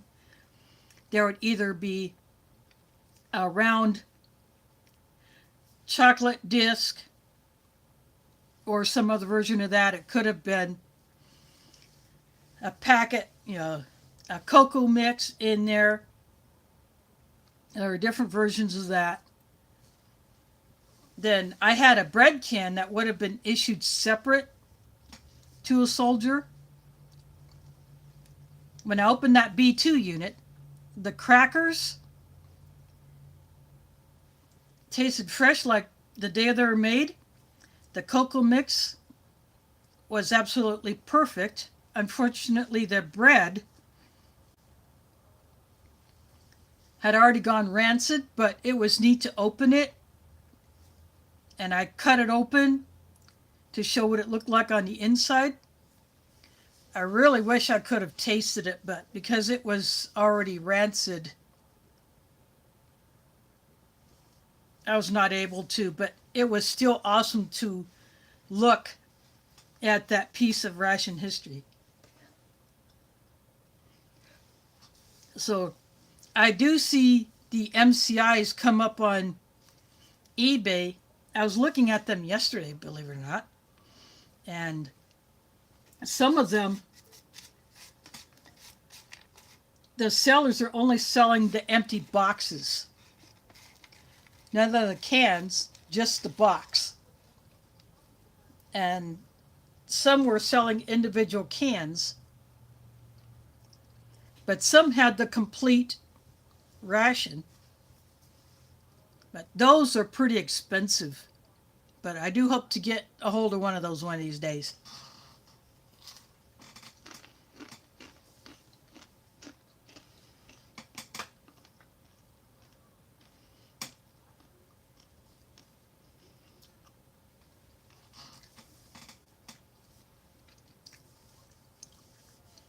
Now, Old Smoky has opened up some of those peanut butters. And he said those are some of the best peanut butters he's had.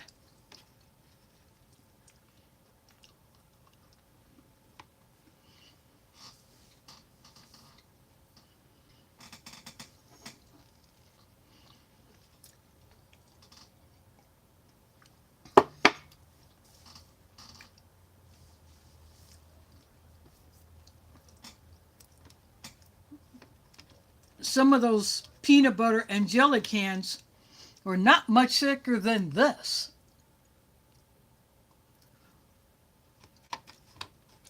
And they would usually sit inside of a larger can.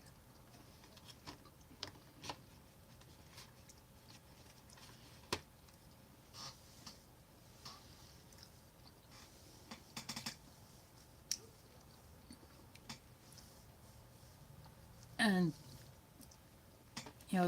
if they're stored in absolute perfect conditions, some of those items might still be as good as the day they were packed.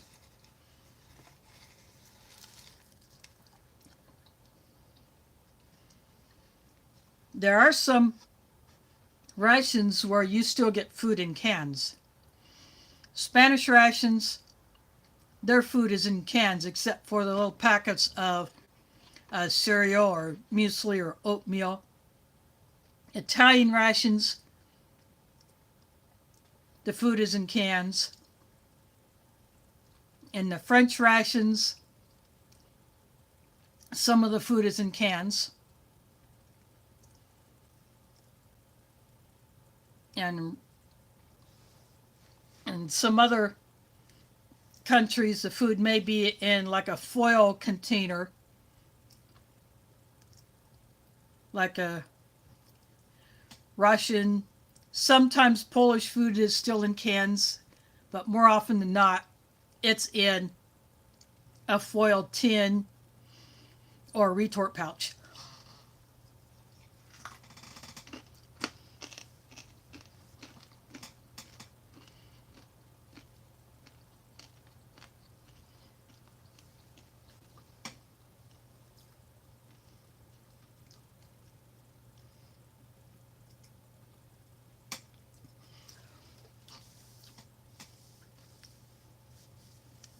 Yeah, if the cans are bloated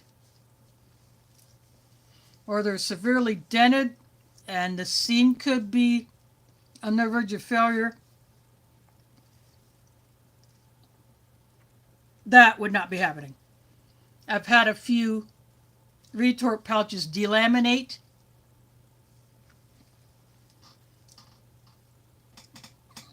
So I did not eat them. The 3 times that I had the corned beef hash that came in one of the brown bags, 2 of them were absolutely perfect. But one of the corned beef hashes somehow got compromised because the color was off, the smell was off. I took a tiny taste.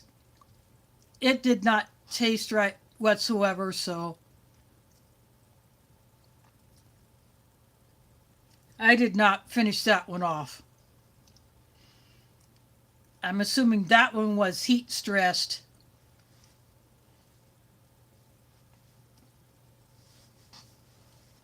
But at least 2 of the corned beef hashes were perfect. I wish that main would be.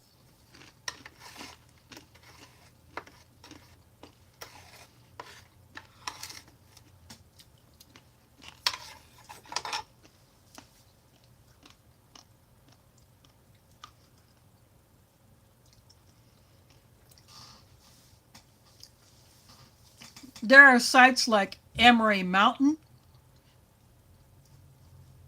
There's a new one called Amory House, which is very much like Amory Mountain. And most of the foreign rations are shipped from outside the US. And the problem with that is you run the risk of a customs raid. I have had, and a lot of us have had, rations get raided. In fact, earlier I watched a video from Germs MRE. He got a French RCIR. That's a French 24-hour ration. And the meat items were all taken. So he was only left with the non-meat items and the accessory pack and the little stove kit.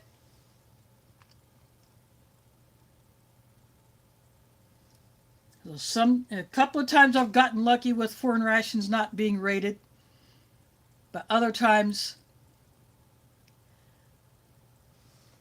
it has gotten raided.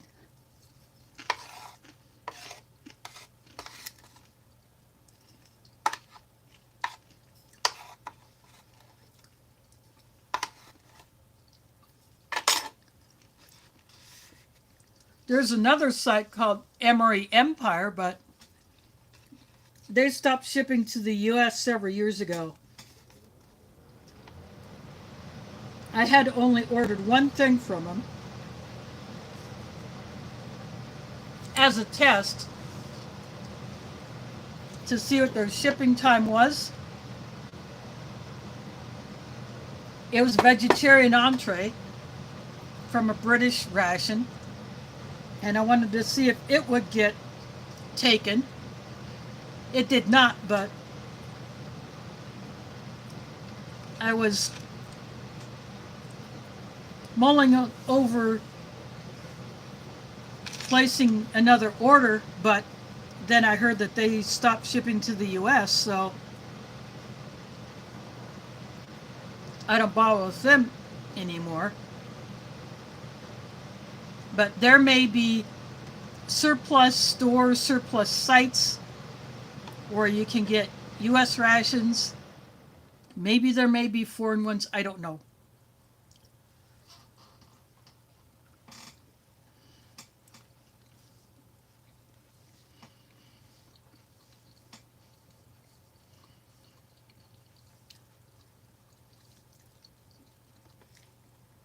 But if you order a ration that is being shipped from outside the US, and it contains a meat item, you run the risk of having it raided. And sometimes even items that you think would get through have been taken. Like there was this, there used to be another one called Foreign Amory. Their YouTube channel is still up. But they had ordered some Norwegian rations. Out of one, the protein bar. It's like a granola bar, a protein fortified granola bar. One of those got taken out of one of those Norwegian rations. Out of another one, a drink mix got taken out.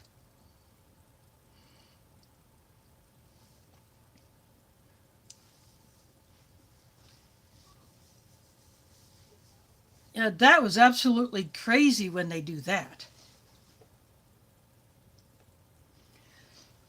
Yeah, I have also seen like 4 packs or sets of 4. The halal MREs that I got off of eBay would be equivalent to half a case. So there's 6 of them.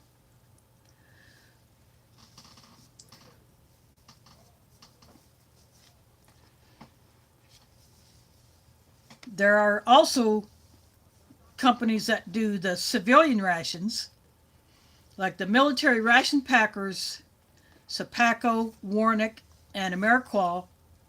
They have a line of civilian rations. There's MRE Star. They do civilian rations. There's XMRE.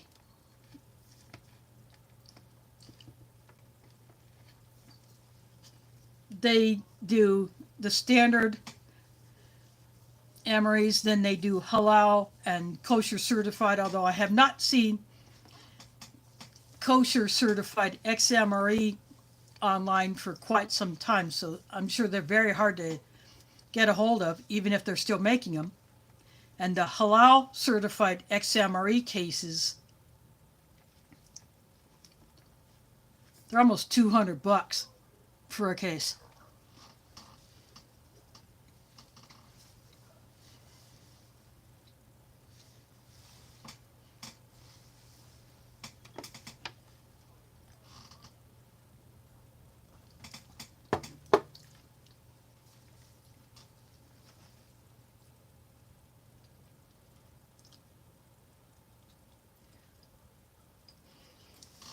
Yeah, on Amazon, if you have Amazon Prime, you get free shipping on almost all orders.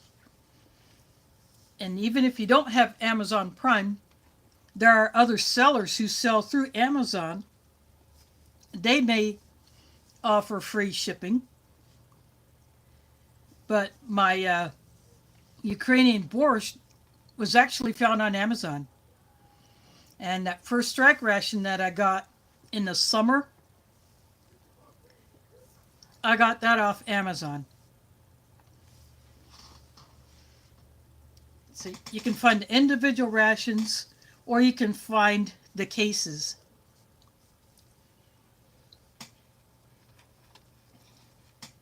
The only time I ordered a case of MREs was when I got a 2012 pack of the Sapaco low sodium civilian, they call them emergency meals. Then Ameriqual has the 8-pack ready meal. They're usually reduced sodium. I'm not sure what Warnick's civilian brand is, but MRE Star and some others.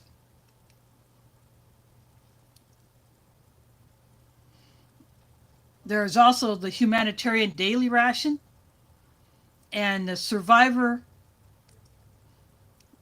daily ration. Those are primarily for disaster relief, but you can find those as well, either individual or bundles of several or a full case.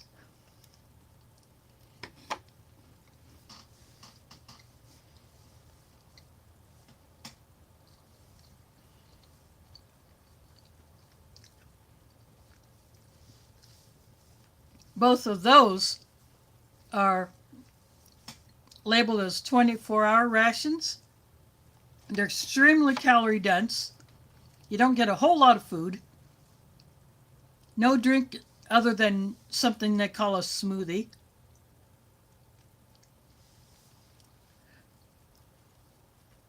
No heater. You know,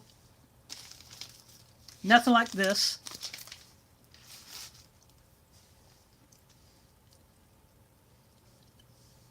Both of those ration types are vegan, so no dairy,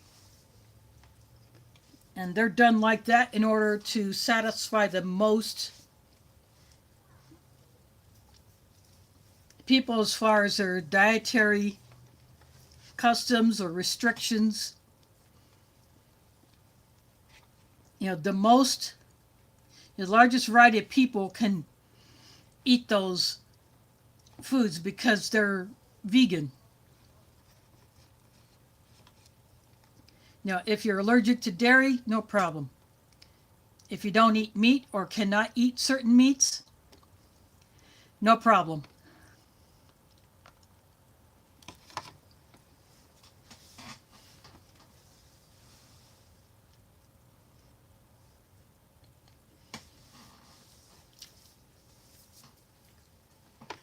MCW is Meal Cold Weather. They are the ones with the freeze-dried entrees from Mountain House. They come in a white bag. They have a higher caloric content because when you're active in cold weather, you need more energy, you need more calories.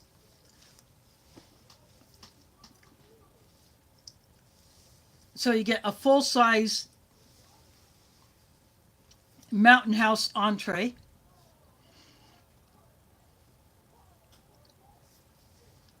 You usually get another instant item. Some of them will have ramen noodles, and you get a hot drink option as well as a cold drink option. You might get some other sides like a cracker or tortillas or a cookie or something like that.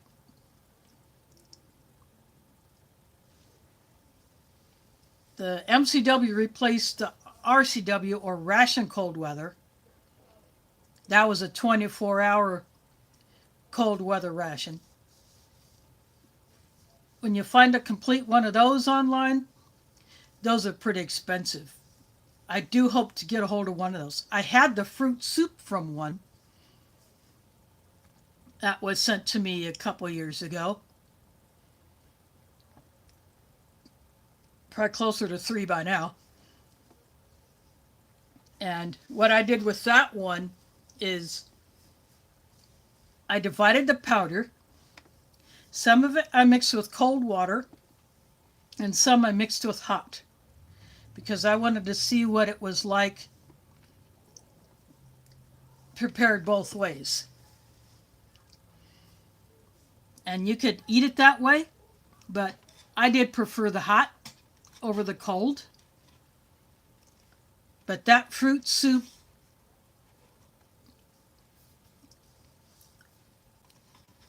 was definitely one of the most enjoyable older ration components I've ever had.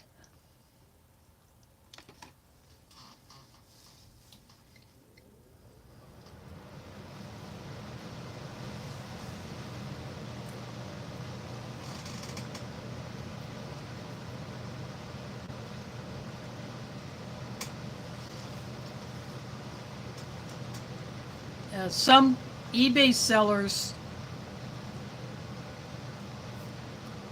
will put the MCWs in They'll sell a case of them, but what they'll do is they will get a huge ammo can and put all of the bags in that ammo can and ship it that way. You're paying more, but you're getting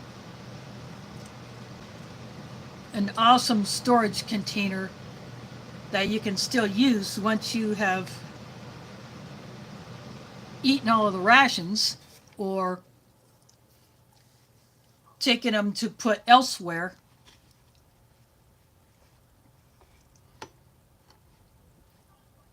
But that is a pretty unique way, pretty clever way to package those.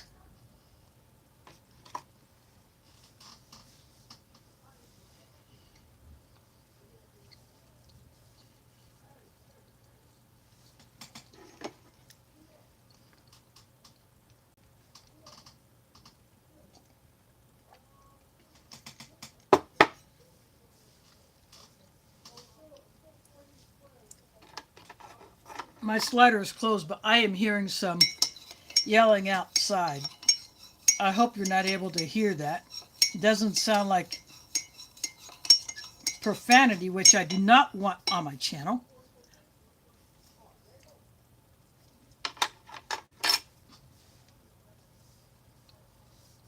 I don't know what's going on. I can't understand them, but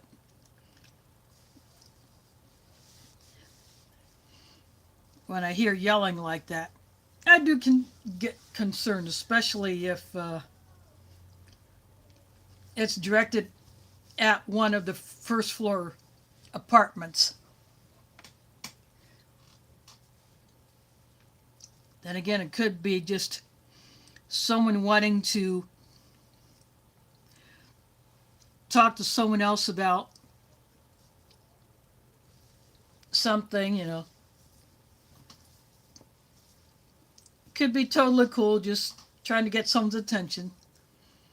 But we have had problems here with idiots harassing residents. And then we end up having to call the police on them.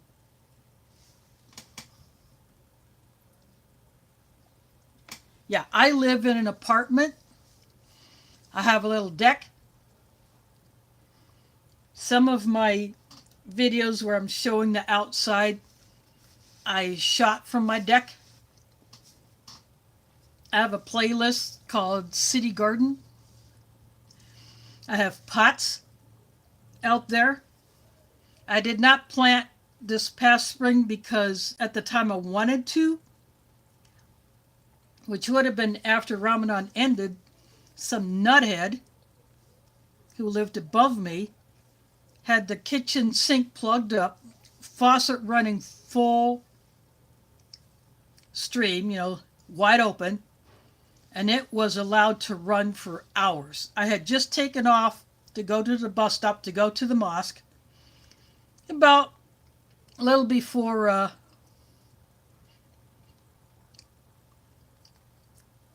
11 something, I walked out the door, and it was not too long after that it started. And because it was the last 10 days of Ramadan, some people spend the entire night in the mosque and they do additional prayers. Then a very, very early breakfast before first light, and then pray the usual morning prayer. And so I had done that because I was setting up for that very early breakfast.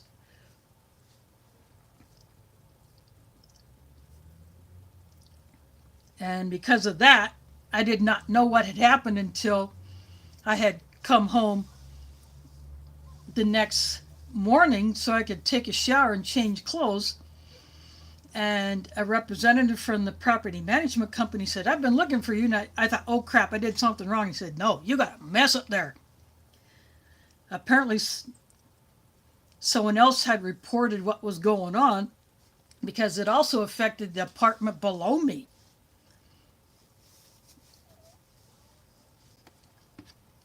But my apartment got the worst of it because I still have the original carpet. Because when they did a reno back in 2020 and 21, anyone who was still living here at the time were not booted out just to renovate the apartments. So we were allowed to live here. And so the only thing that would happen here would be any repairs. And so my apartment got flooded, messed up my ceiling. Everything was soaked. And so what they had to do was, they weren't sure what to do. And I said, well, if you have to put stuff out on my deck, just put it out there. And then anything else, put in my bathroom, put in my kitchen or whatever. And then some stuff went into my bedroom.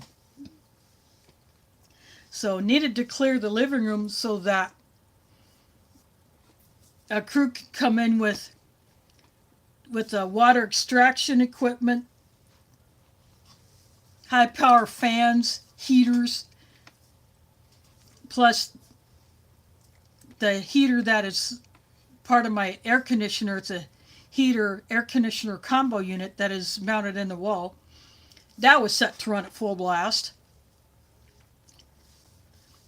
And then I had even turned the vent fan on in my bathroom, and I was letting that run all the time. And it got so hot in here, I couldn't hardly sleep. And then when some of the work was done, some more stuff had to go into my bedroom, so I piled it on my bed. I had some gift money that was given to me a couple days earlier.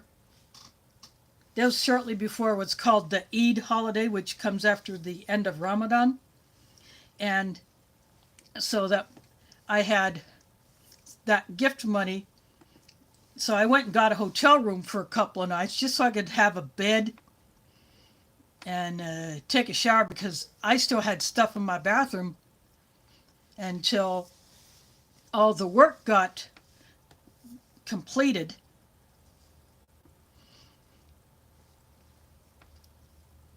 And so I had stuff out on my deck for quite some time until everything was done and the paint was dried, and so I just didn't plan anything.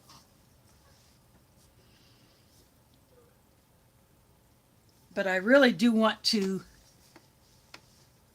put seeds in my pots. And since I have rescued a couple more, actually 3 more now, that someone had left one on the hallway floor just outside the laundry room with soil and compost in it. So I figured that must be free for the taking. So it's a big ceramic thing. I pushed it. I just slid it down the hallway into my apartment, and then I slid it out and then lifted it over the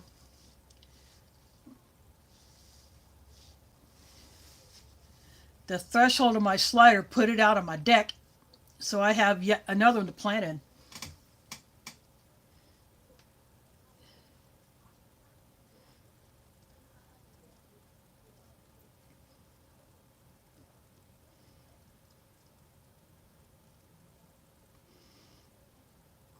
I have videos. One was a short, and then the other 2 longer videos on how it happened. And I had issues with the insurance company. They kept insisting on receipts for everything, even if it is something that, even if I were to claim something that I had handmade myself. I have 2 tables that I built myself in shop classes back in the 80s. If I were to claim either one or both of those, they would want receipts for that. There's no way I could provide that because I didn't pay for the wood or the finish that I put on it. I didn't pay for the screws or nails. I didn't pay for use of the power tools. Or if it's something that was free to me, either a gift or like a wool coat that I had that was hanging on the side of a dumpster at the previous place I lived. It was going to rain, so I brought it in thinking, I'll inspect it. Maybe it could go to a homeless person. But then I tried it on, fit me, so I kept it.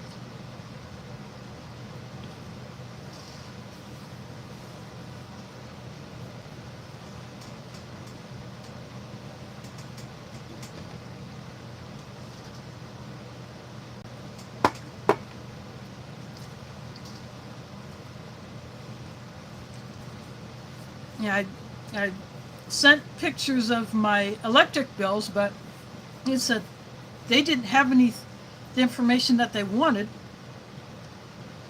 and they kept saying that the management company was not giving them information that they wanted from them. I said, "All I have to do is contact them." Well, they wouldn't do it, or they claimed that they couldn't, and it's like they say proof of ownership is just having a picture. I wasn't so certain that was good enough for them.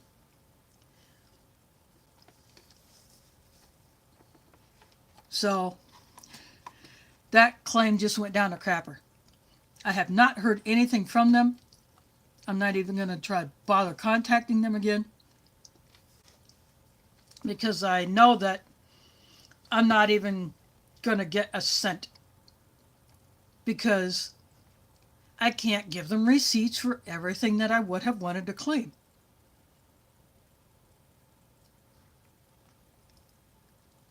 And I honestly believe that a picture is not enough of proof of ownership.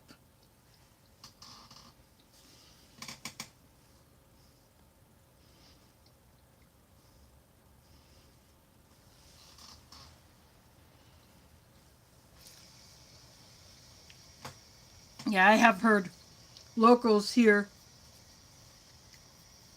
wanting the Eagles to win, but I have not paid attention to sports for quite some time. Yeah, I follow Caitlin Clark, and Iowa Hawkeyes make it as far as they did in the NCAA women's basketball tournament. I kind of follow, although I don't pay a whole lot of attention to the Indiana Fever, which is a WNBA team that she will be starting her second season with in the summer.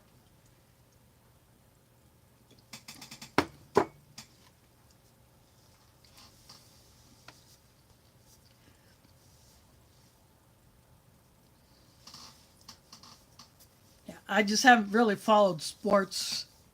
I guess since I stopped getting TV service, when the company that I had my service bundled to at the last place I lived, although I was paying the bill every month, they were just dropping, they would drop one service and then they would drop another. So I thought, heck with it.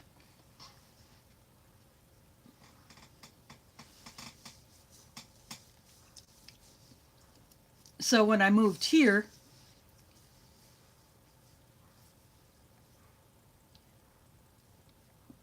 I had two TVs, a flat screen, which I had donated to a thrift store, and I had one I acquired later, but it was one I got because I had an Xbox game system. And I had that in the second bedroom, which I'd set up as my computer room and a storage room. But That was the old, like the tube type. Nobody wanted that, so I just left it. And I'd sold my Xbox along with the controllers and the games that I had, along with other things when I was getting ready to move over here. I sold my coin and currency books. I'd sold my entire Star Trek collection and a few other things. I took a, you know,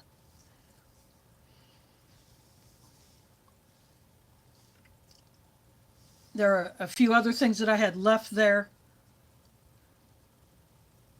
that I was just not going to bother with here.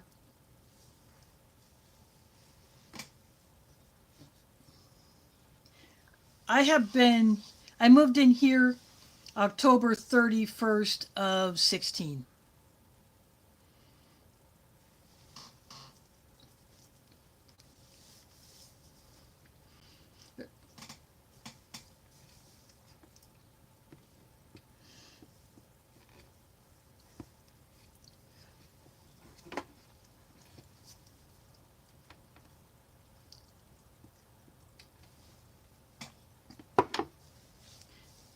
And I had Mila when I lived in the previous place. I had Mila for 18 and a half years.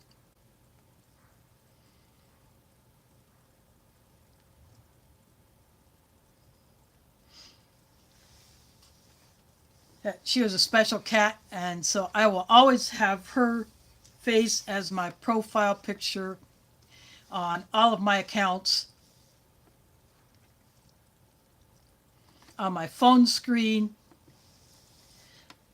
on my tablet screen when I don't have a browser or an app open.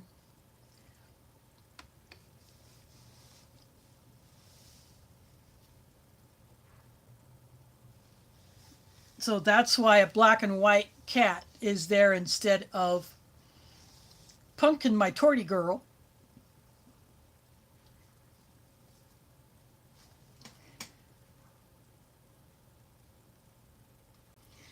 Now, what I had several of the books. There was a Star Trek convention here in Des Moines back in, I think,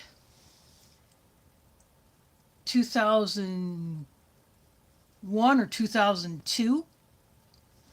And I got to meet and listen to Marina Sirtis talk. She played Counselor Janet Troy on Next Generation. And she signed one of the books that I had picked up at that convention. So I had several books. I had a Star Trek Monopoly game, and I had acquired the additional 4 character pieces that I added to the ones that were already in that game box. I had a Tribble, which actually made noise. I had an original series style communicator that actually made noise. I had a Pug earring, which is what Bajorans wear. I had one of those. I had a Klingon gauntlet without the little claw things on it.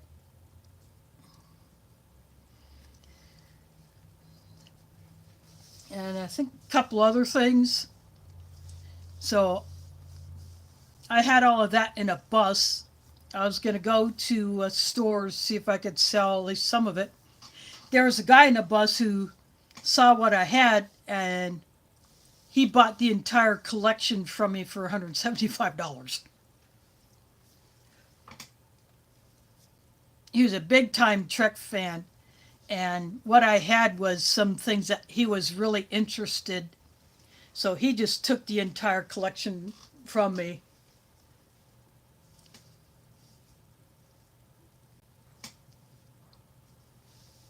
So he was one happy camper when we parted ways.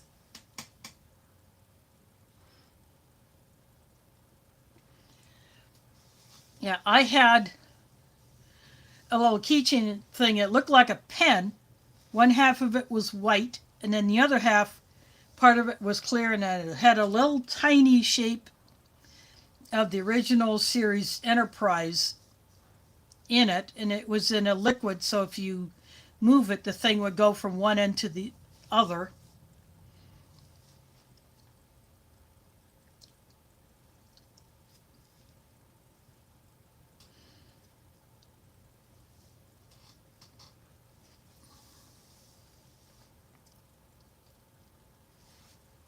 Yeah, about 2/3 of the books that I had were actual stories, novels.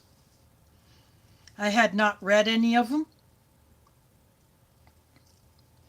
I also had a couple of there's a CD of the actors actually singing some songs. That was in the collection. So I sold that to this guy who bought all of it from me.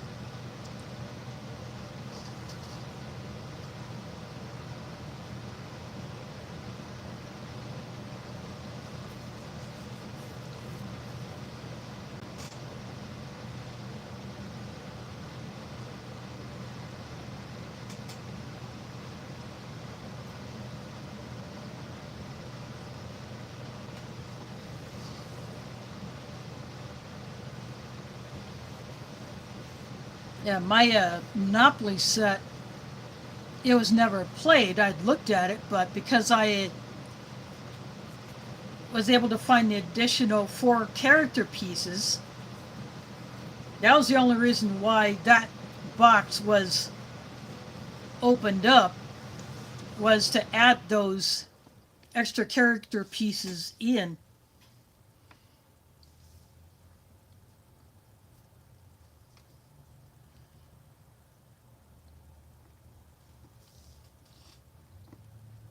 I don't know how easy it would be to find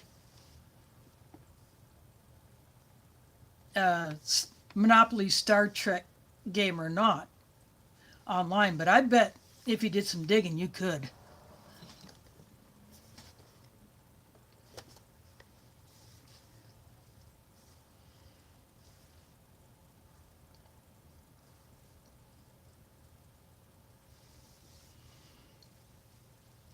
I have not seen any of the more recent shows since I don't have TV and I don't have the pay service where I could watch those on.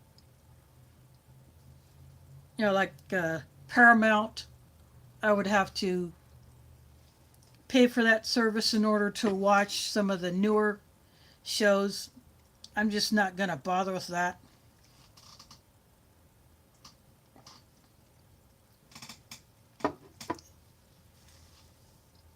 I would have to give up my channel memberships. I'm a member of 4 channels, and I really don't want to give them up.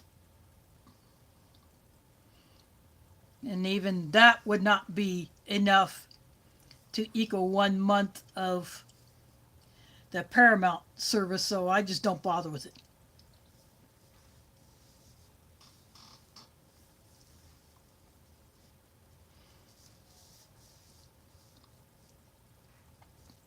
I originally got Hulu because I thought when Smokey was on Eating History, apparently I didn't have the right Hulu plan in order to get access to that because I was not able to watch it on there, so I dumped it.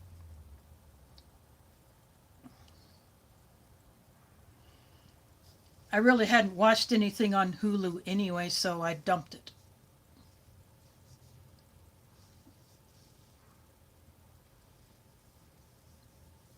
And they had jacked their price a couple of times. So I downloaded a free one. There are a couple of free ones, Tubi and Pluto. So I downloaded them, but I'm not out anything if I don't watch anything on them.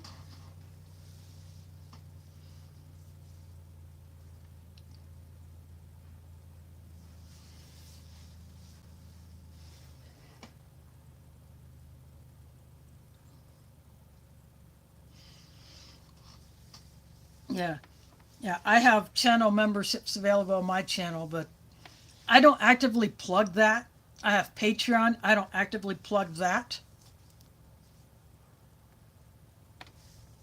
It's just there in case someone wants to. That's the way I feel about it. And it's the same with the super chats and super stickers and super thanks and all that. It's enabled if someone wants to. I'm very happy for that.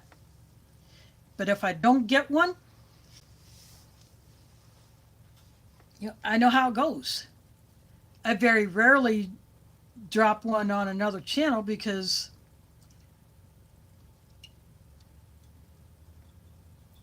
I would not have the money to cover that at the time that I would otherwise want to do it. But once in a great while, I might do it.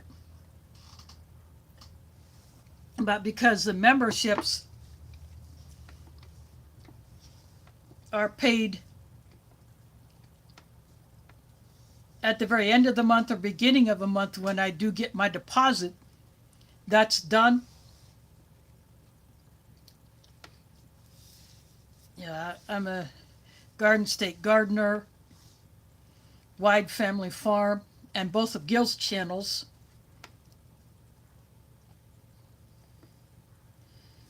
Those are the ones that I currently have now. And those are probably the ones I'm going to stick with.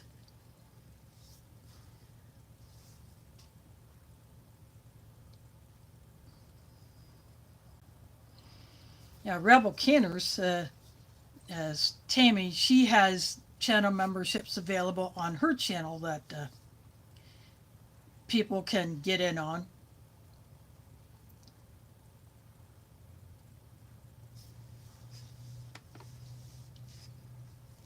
And there are so many others that if if I had my way, I would be doing more of it, but I just can't do that.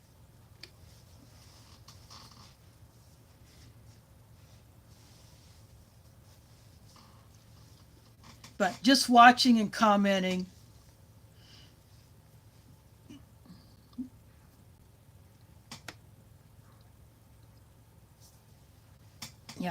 I'm very appreciative of even just that.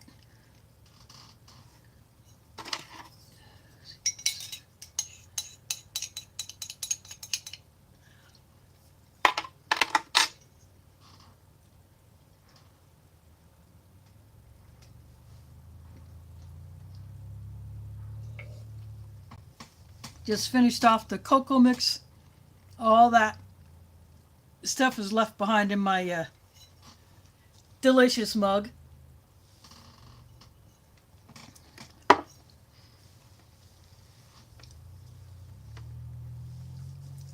And of course, there is one name that I'm bummed about not seeing in all these Ration stream chats. James Ortiz. He has left this life.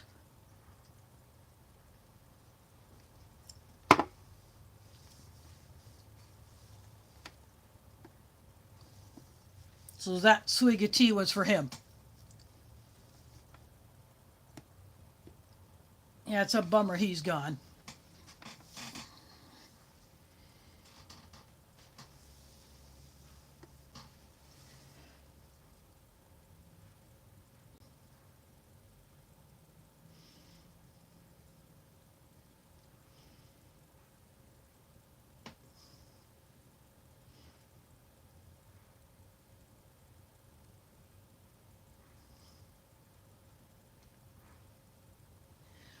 Oh, yeah, that really bites.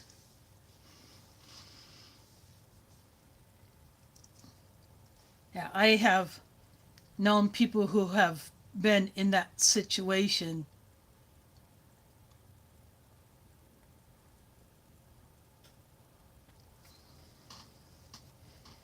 And in some places, there are not the necessary resources.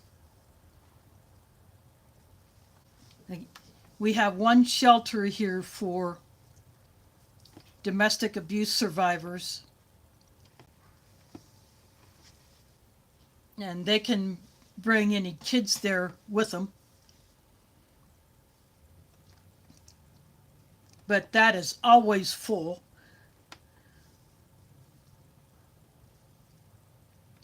Sometimes other living arrangements have to be made.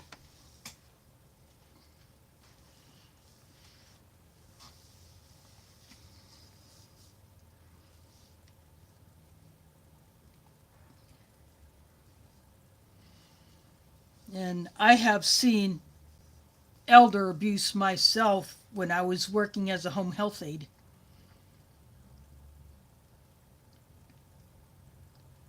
My agency had to get Department of Human Services involved with these two particular clients.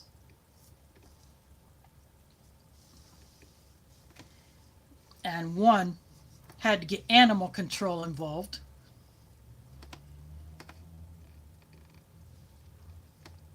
And I'm not going to say much more about that, even though that particular client has since died. I still keep a lot of these details to myself. But I say just enough to know that this kind of crap is out there, and I have personally seen it.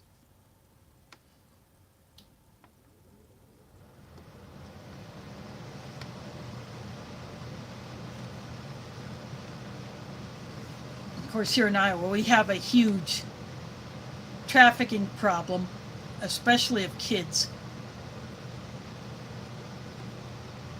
Kids taken,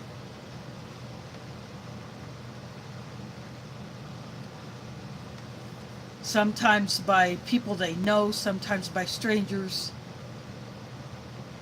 and then they wind up captives of people who use them for, let's just say, grossly repulsive activity that no kid or even no adult should be subjected to. Yeah, we have a big problem with that here in Iowa, especially along Interstate 80 and 35.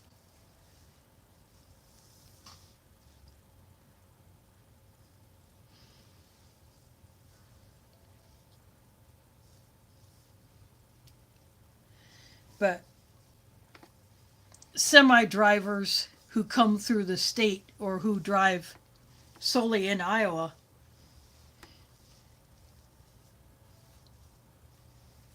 are now mandatory reporters because people will try to hitch rides with them. Or sometimes they might see something that doesn't seem to be quite legit at a truck stop or a rest area where they may hole up for the night, or when they're fueling up their trucks, they may see something and they can report it and know that they have legal protection when they do that. Just like, when I was a home health aide, I was a mandatory reporter, and I did just that. I reported something to my agency that I did not think was right, and So that was acted on.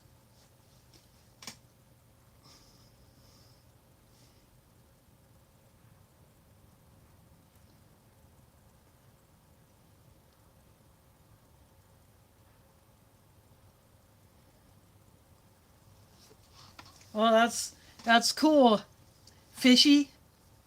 Now, gotta see a review of it. Want to see you open up that thing on camera.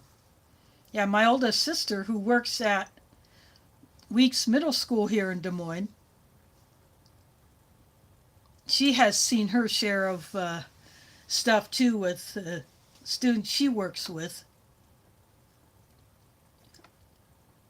And my one sister, who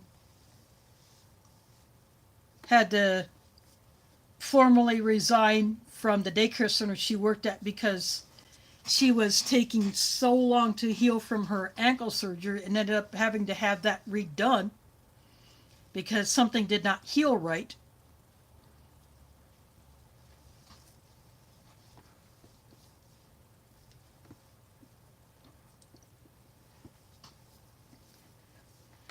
But once she does fully heal up, maybe she can find another job that will not be so hard on her joints because she has knee trouble too. But she was a mandatory reporter, being in a daycare center. And my other sister, who works for the TSA,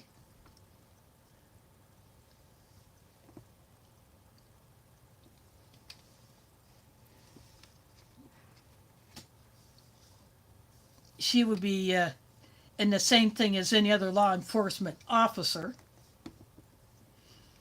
Even though she is in personnel management, she can still go down and work a screening station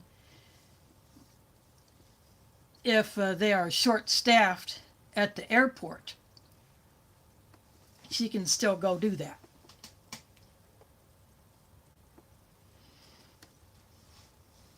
And she has seen her share of stupidity from people wanting to bring things in that they should have known would not be allowed.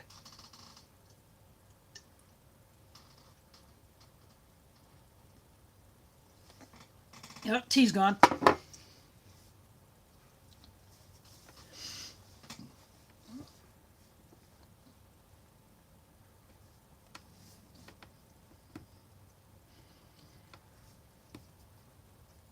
Yeah, my brother, who is up here,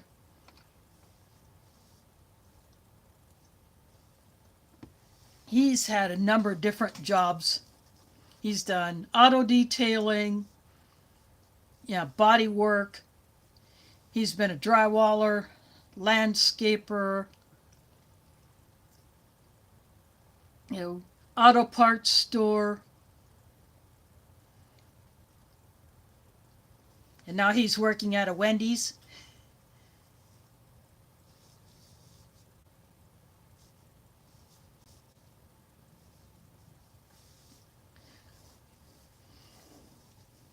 I guess he wasn't getting the hours that he was hoping for from the auto parts store, so he's working at a Wendy's. And of course, fast food workers are getting a lot higher pay than they used to.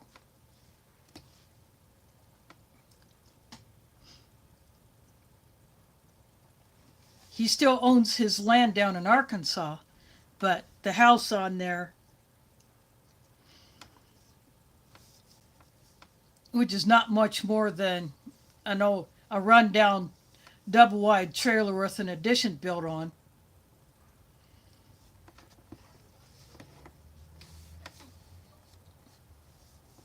He would like to fix that up, but it's going to take some time to get the money together to do that without having to resort to taking out a loan that he'd probably be paying on until he's 80. But he also wanted to be up here closer to our mom, so with my one sister not driving, he can drive her to doctor's appointments, to therapy.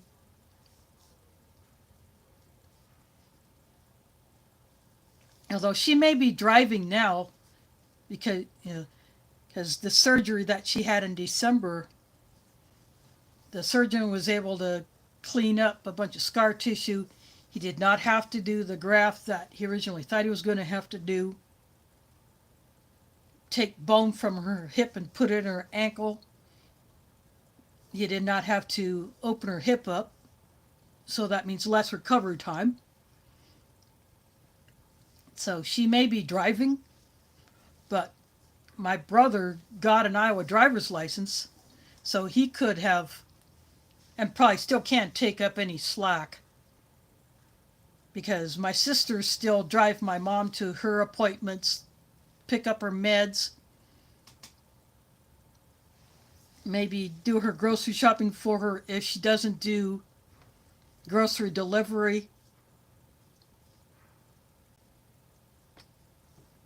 Yeah, my mom cannot walk from the back of the property up the steep hill to the front of the property to a bus stop, and even then, a bus only goes by there every 2 hours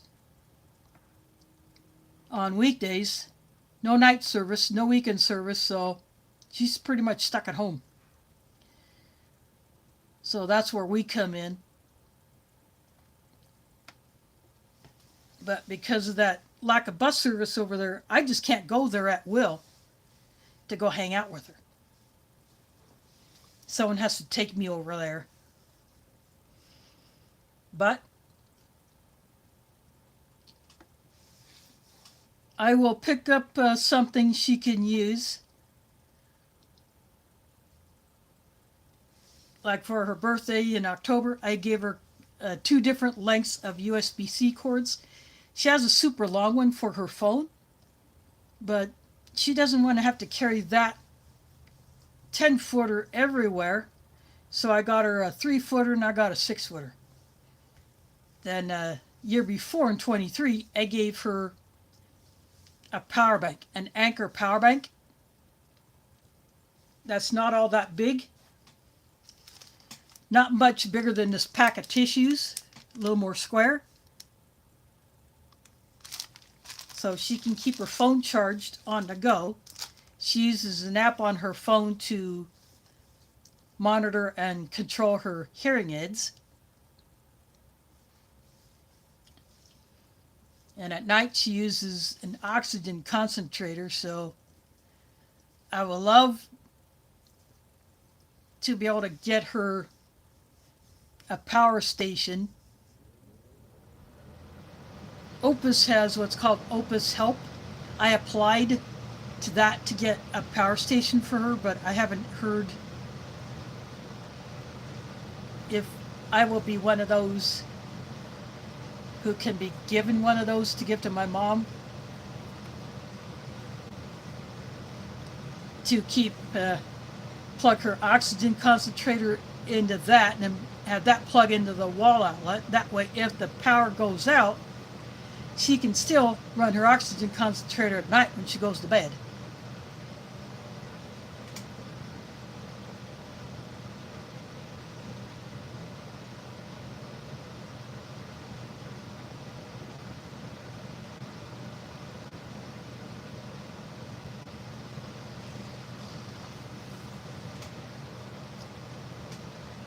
I'm a great aunt, so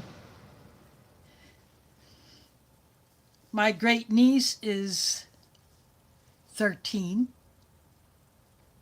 and an in-law niece, she's a direct niece of my oldest sister, but I refer to her as an in-law niece. She has 2 kids, and then other in-laws, their kids, I refer to them as my in-law nephews.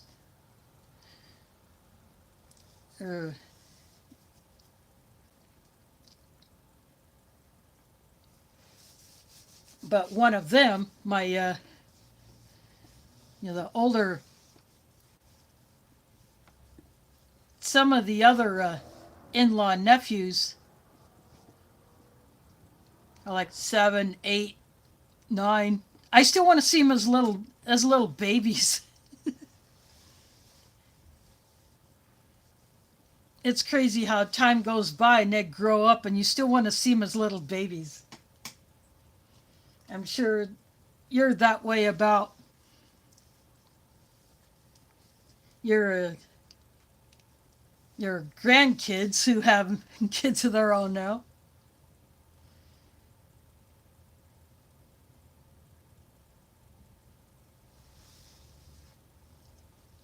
Of course, I'm that way with some friends I've known at the mosque since I started attending there back in '09. I still want to see the youngest, all of those boys, all of this couple's grandsons are boys. I still want to see them all as young kids, even though I know one of them is married. I don't know about the other, the oldest one who still lives here in the U.S. Uh, this couple has grandsons and great grandchildren in Malaysia because their oldest daughter lives in Malaysia. She was here a couple months ago. And she actually spent about a month and a half here, so I got her bus schedules because she wanted to ride city buses.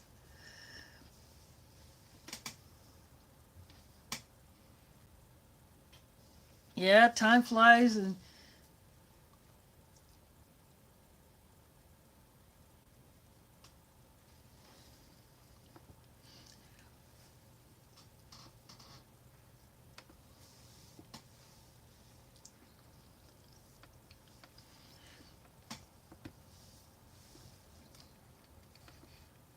but I guess when you have little ones around, at least to me, I don't get to hang around my great niece a lot, and even less time with my in-law. I guess I could call them nephews or great nephews. I don't know. They're about the same age as my. Well, they're half as old as my great niece. Some of them.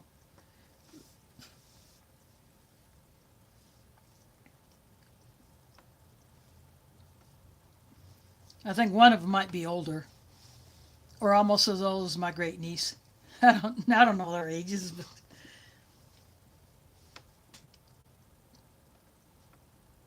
but I did get to see them at Thanksgiving when I was over at my in-law niece's house, and her husband and the two boys.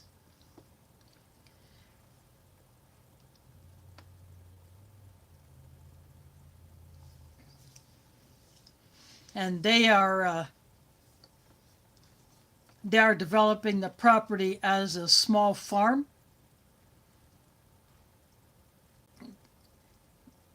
They moved onto a slightly bigger property than they were first lived on after they got married, before they had the second son. But they have a bigger property. It's got a pond. They are going to gradually develop that. They want to have chickens. I think they want to have goats. I'm not sure what other animals. But they want to do a small, guess you could call it a hobby farm. But they just want that farm lifestyle out in the country. And so that's what they're doing. It's nice to see a younger generation taking up that livestock, when a lot of people dairy or just they don't want anything to do with it.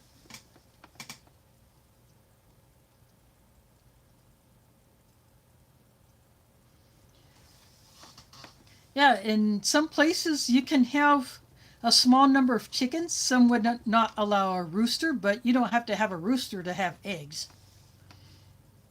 The hens will lay without a rooster. In fact, Hedgehog's Homestead, they have a turkey, a heritage breed turkey. She lays eggs. They have a couple of female ducks along with their chickens. They lay eggs.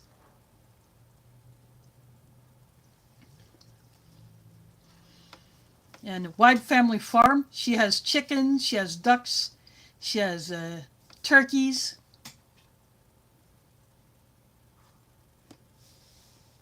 So she gets eggs from the hens. And one of her turkeys likes to follow her around like as if he thinks he's a dog, I guess. The black and white turkeys, they're absolutely gorgeous birds.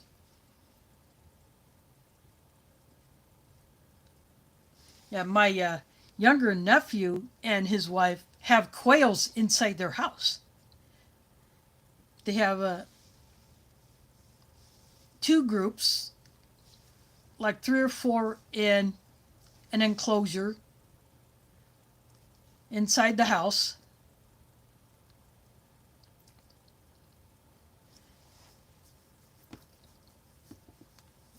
So they will collect the eggs, some of the eggs, and then they may want to, if they have a male quail, then they can breed them and raise some quail chicks. But they will take some of the quail eggs and eat them. I think 3 quail eggs equal a standard chicken egg. I think that's how it works.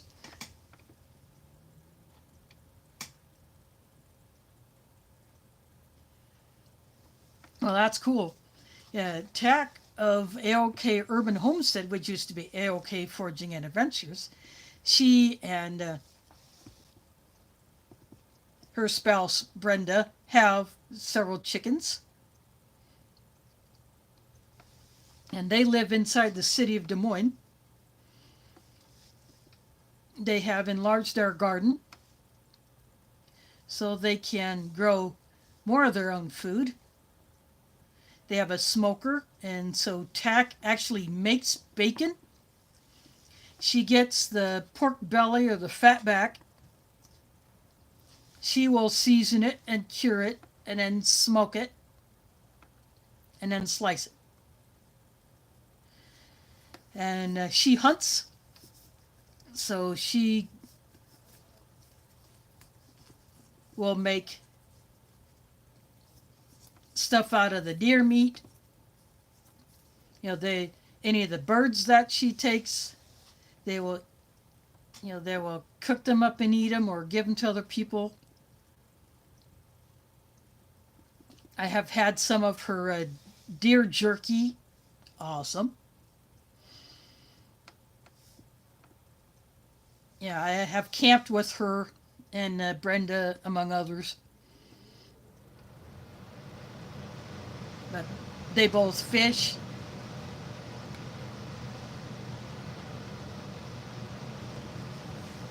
Yeah, they do all that stuff. In fact, TAC hiked a few days on the Appalachian Trail.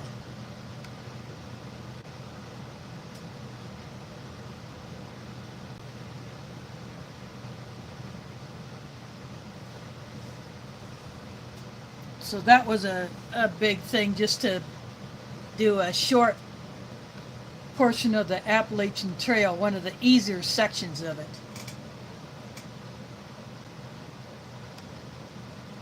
Oh, wow. I bet they're pretty pricey.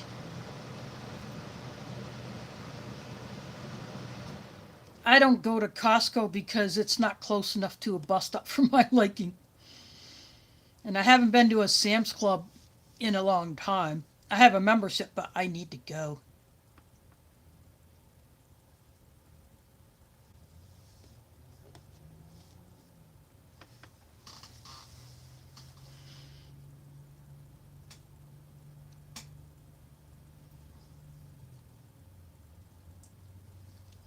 But because I don't drive, I can only haul so much by bus. So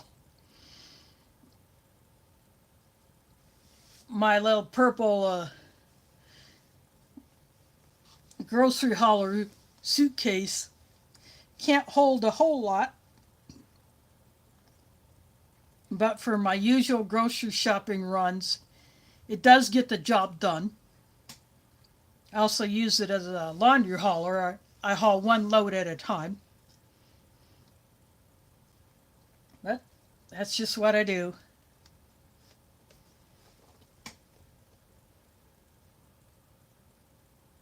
Oh, yeah. Down in Florida, over $10 for a dozen average chicken eggs.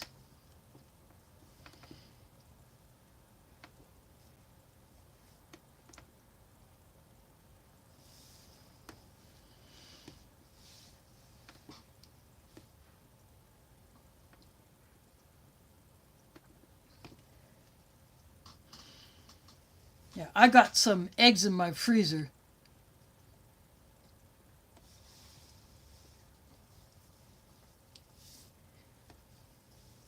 What I did was I cracked them in, six of them into a Ziploc bag and sealed that up. Stuck that inside one of those silicone stasher bags.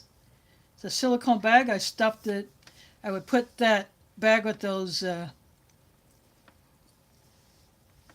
eggs into that, and then I stuck that in the freezer. So I got two of those.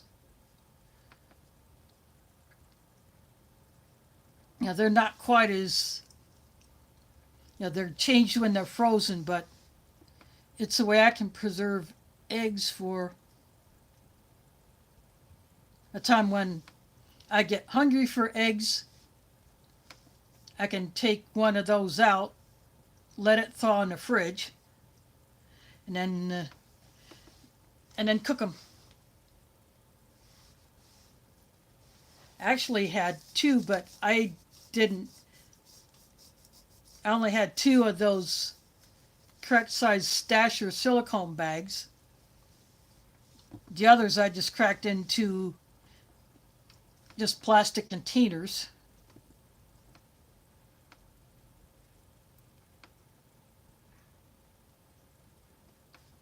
But I kept those in there for a couple months before I decided to take them out and cook them and eat them.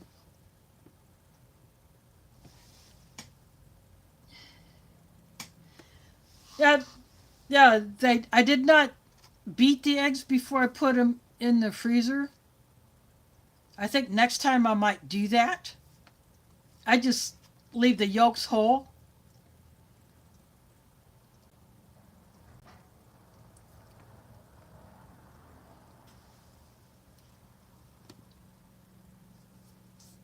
But next time I freeze eggs, I may go ahead and beat them before I freeze them.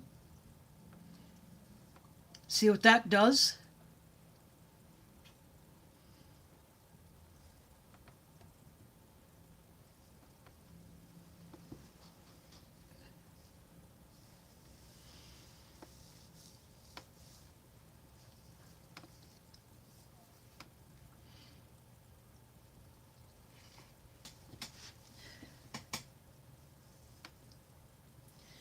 Well, the yolks are a whole lot firmer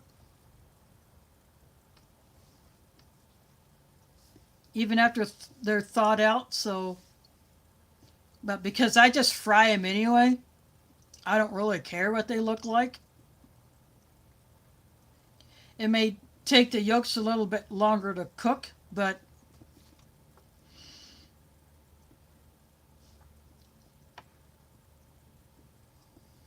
like I said, I don't care what they look like as long as they're fully cooked. I'm happy.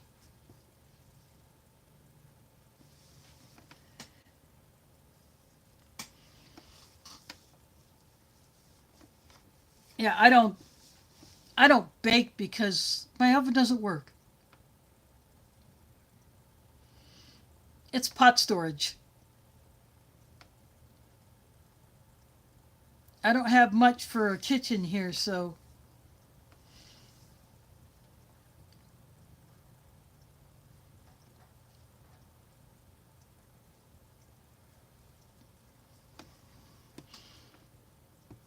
I just choose the store pots in my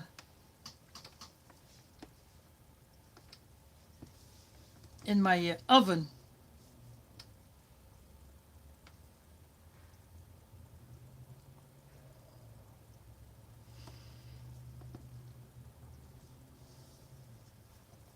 And my stove has 3 small burners and 1 big.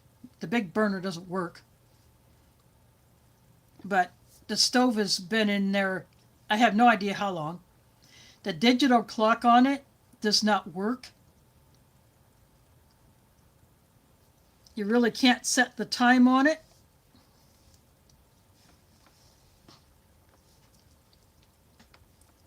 So it blinks 12 all the time. I don't care. I don't use that clock anyway.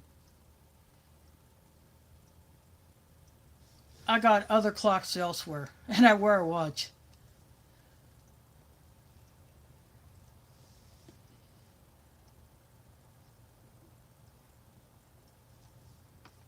I don't even trust the timer on that thing, so I just don't mess with it.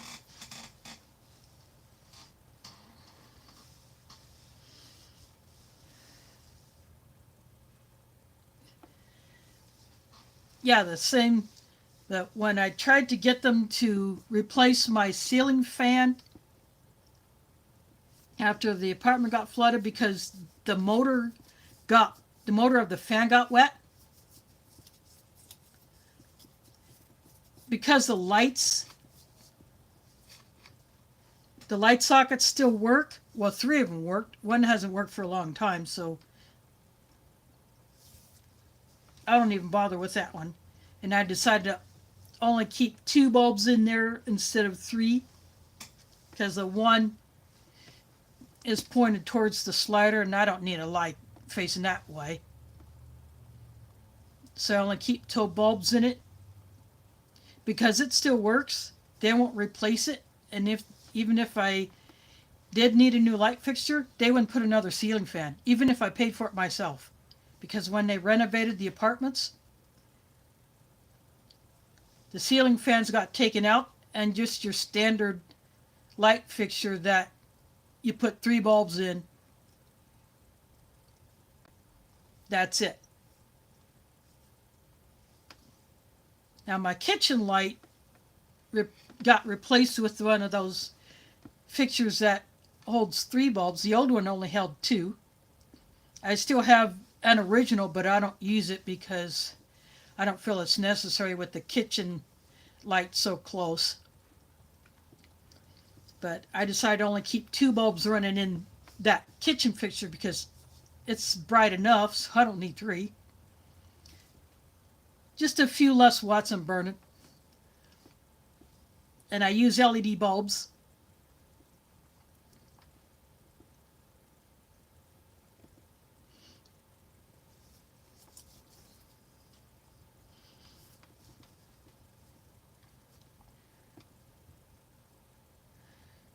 So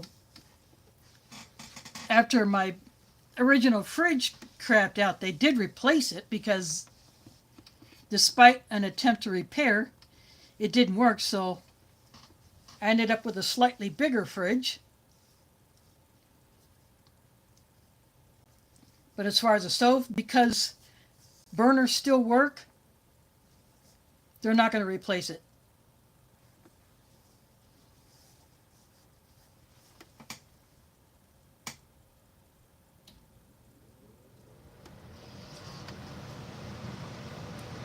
Yeah, we have switched to all LED bulbs in all of the mosque lights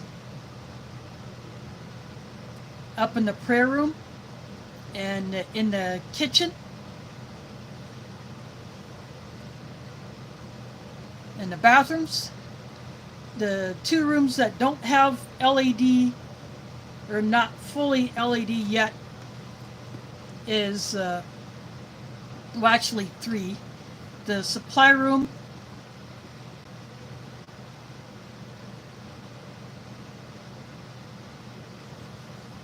two of the sockets in the back part of the supply room that goes underneath the steps that go up into the prayer room.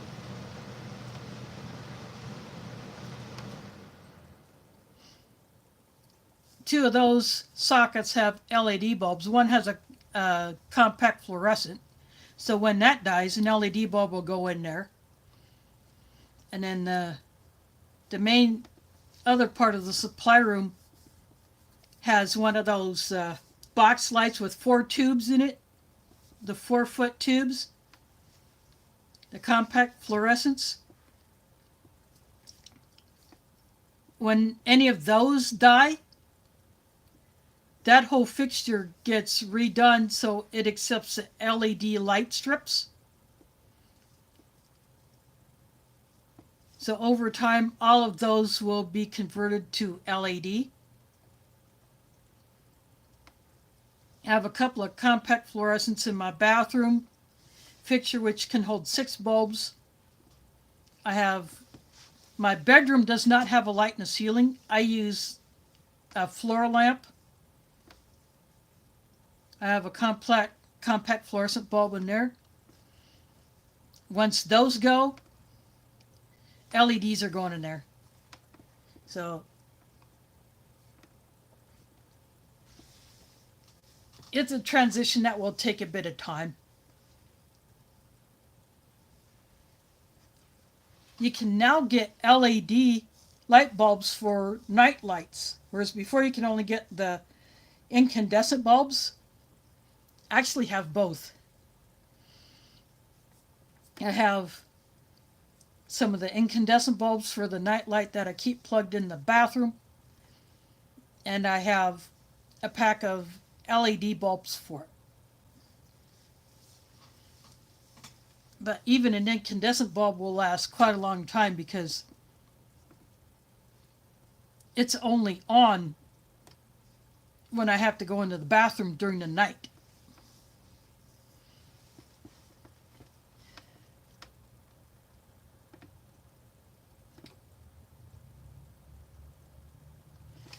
Yeah, the LEDs for the night lights have only been out, I think maybe 2 3 years.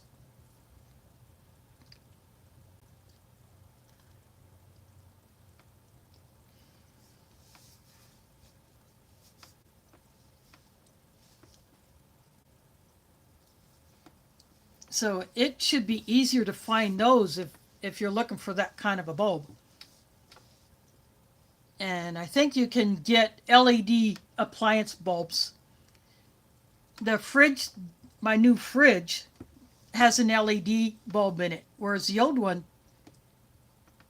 had had an incandescent bulb in it.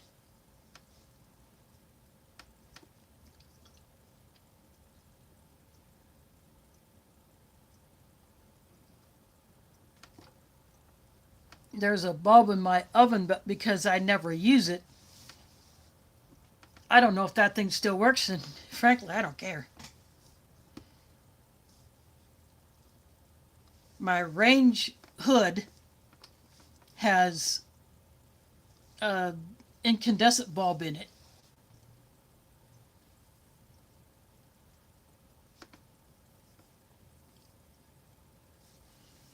In fact, I took it out earlier today just to look at it to see if the filament was still intact. I hardly ever use it. I turn it on maybe to test it every once in a while.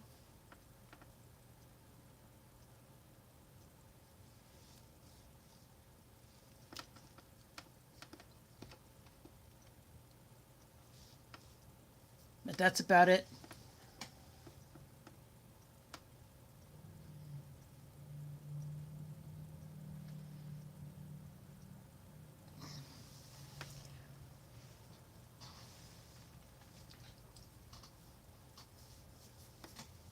Now, I only have a night light in the bathroom. I don't have any anywhere else. But if my electricity goes out,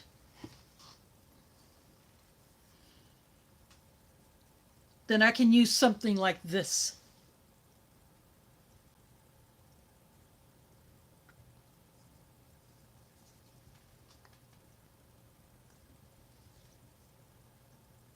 And I can change the brightness on this. I can change different colors, but yeah, I can go red.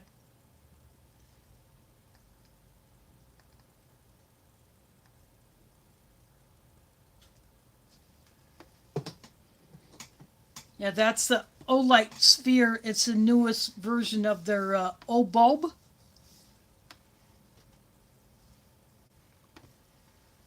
And that's a button on the bottom, and it's rechargeable.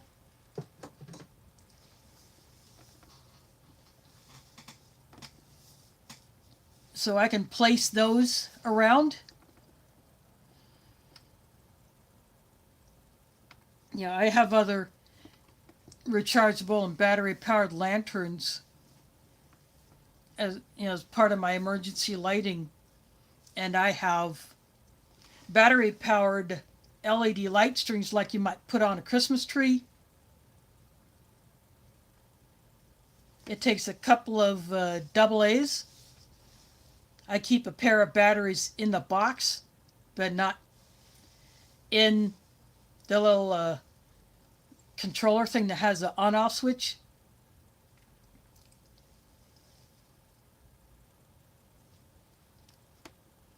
So I can spread those along a wall. And because it uses batteries, I don't have to plug it into a power station, but I do keep batteries, rechargeable and the standard alkaline batteries.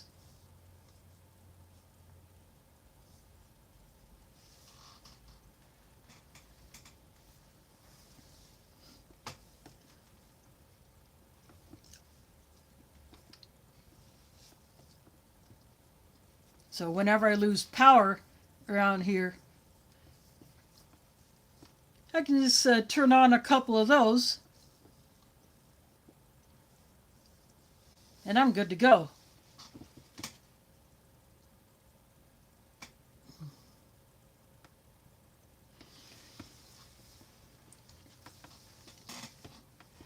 I have some little plates that are magnetic that this can stick to.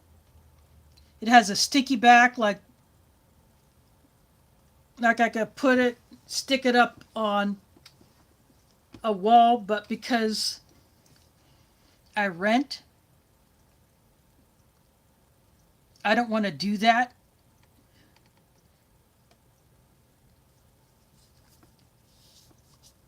But I could stick one of these on my range hood. I could stick it on my fridge. I could stick it on the little cabinet in my bathroom.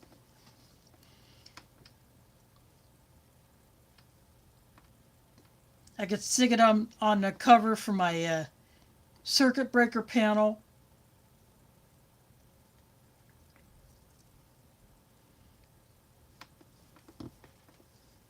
Or I could just set it down on a table or a dresser or whatever.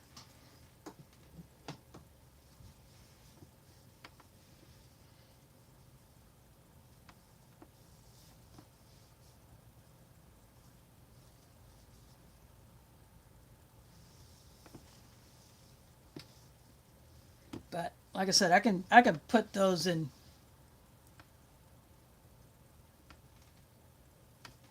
a number of places. I do keep little flashlights in different places, so I have easy access to those.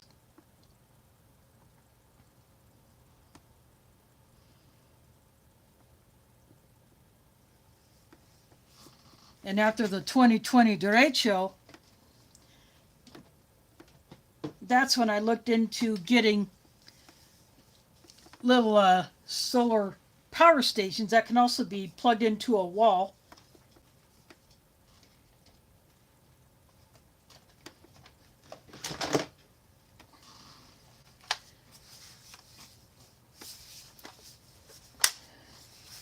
Yeah, this is the very first one I got. This company no longer makes these, but that's where you plug everything in.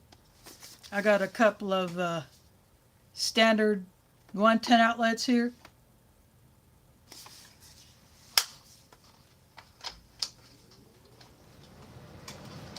I did not have these before 2020,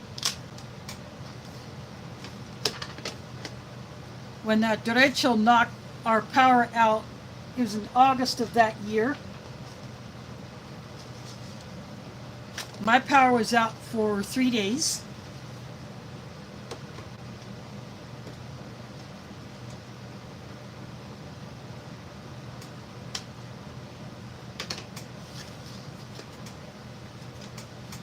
But because of how I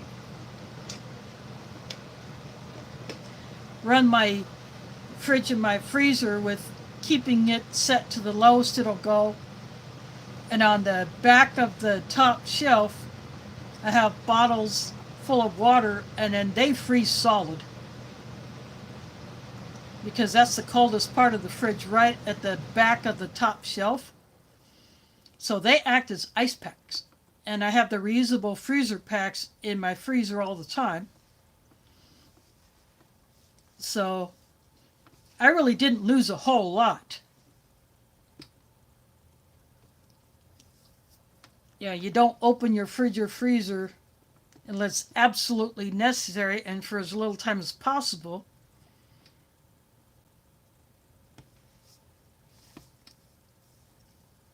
Yeah, I did take out some deer meat and I cooked that up on the camp stove on my deck.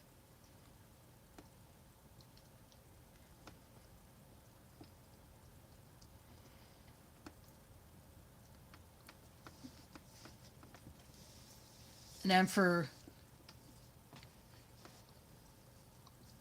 a couple other meals, I just got into my stash of rations.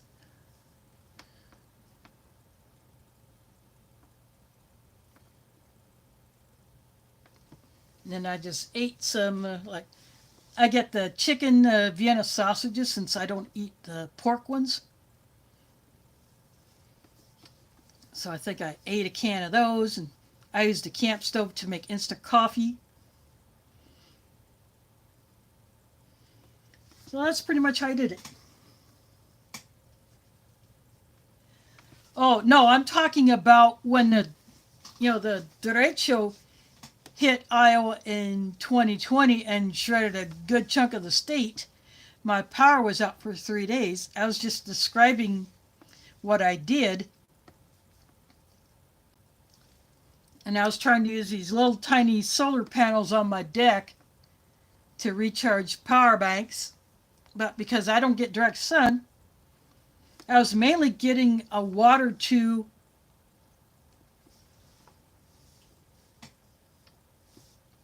at best. And then I got the mini power stations.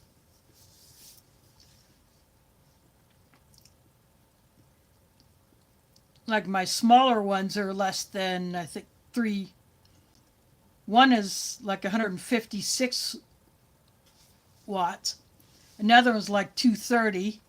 I think my other small one's like 256 or something like that. I have to look at it.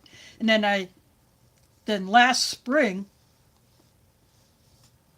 actually last summer, late spring, I won a 600-watt one from Opus.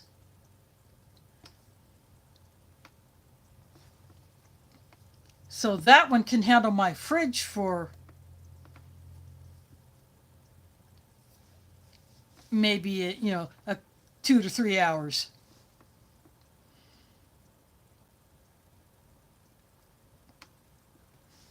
My little mini power stations couldn't handle the fridge for maybe more than a half hour, and they would crap out.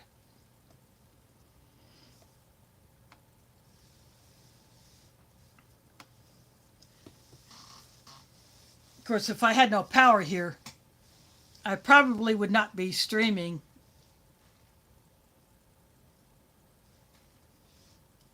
unless I turned on my mobile hotspot. And of course, my lighting would not be nearly as bright as it is.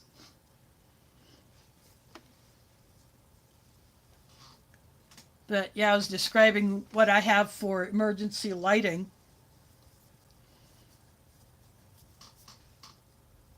And I would only use a few of them at a time, especially during a long duration power outage.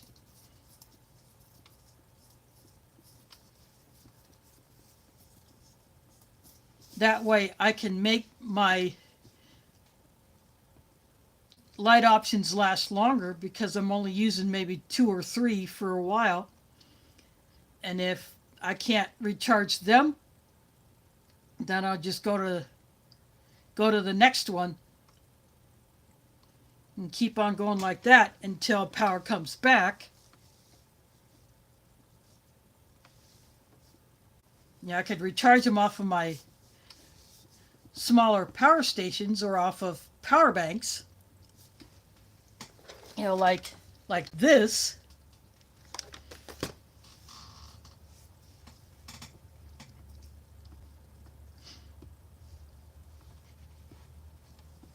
But if I were to use a solar panel, I can't get more than maybe a few watts if I just put it on my deck because my deck faces north. I don't get direct sun on it. I would have to go down to the park, cross the street, and babysit the thing. I couldn't just put it out there and leave it because someone would take it. Or I would just have to go down to the parking lot. Same thing, I would have to sit there for the full time that it's charging. And I don't want to make myself a target by doing that.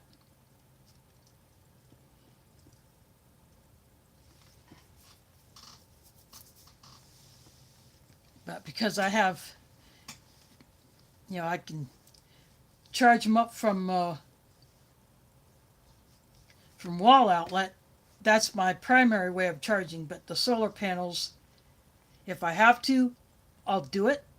But I'd have to babysit the thing the whole time it's charging.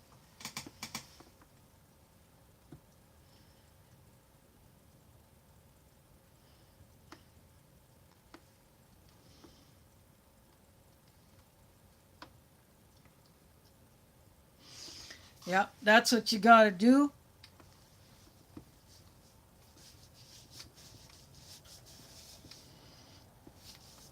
Yeah, I've been in situations where we've had to do that. And during Ramadan, when it was in the summer, we lost power at the mosque, but we were able to use the gas stove, just light it with a lighter. And then we got a couple of we had the big propane single burners that you think of as a turkey fryer. This was when we just had the 6-burner stove and not the 10-burner one we have now. But we would get those going outside, and someone got a generator and fired that thing up. We put an extension cord in it so it could have a floor lamp and a fan going to circulate the air.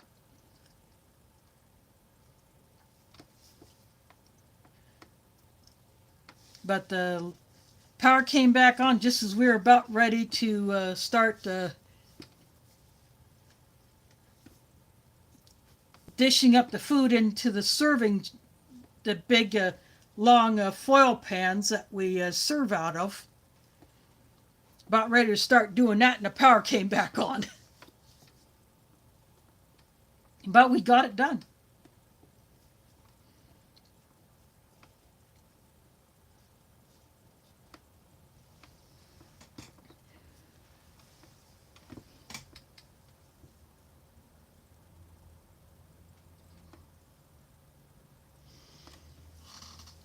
Yeah, not only would it keep the humidity up, but you could use that water to make a hot drink with. Say if you make some coffee or some cocoa or hot apple cider, hot tea or whatever.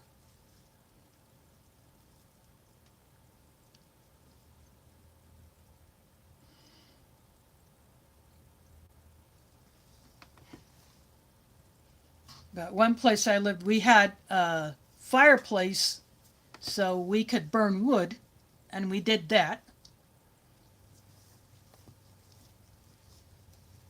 And then another place we lived when I was a kid, my dad pulled out an old kerosene heater, so we had that in the middle of the living room, and we'd all just kind of sit around that.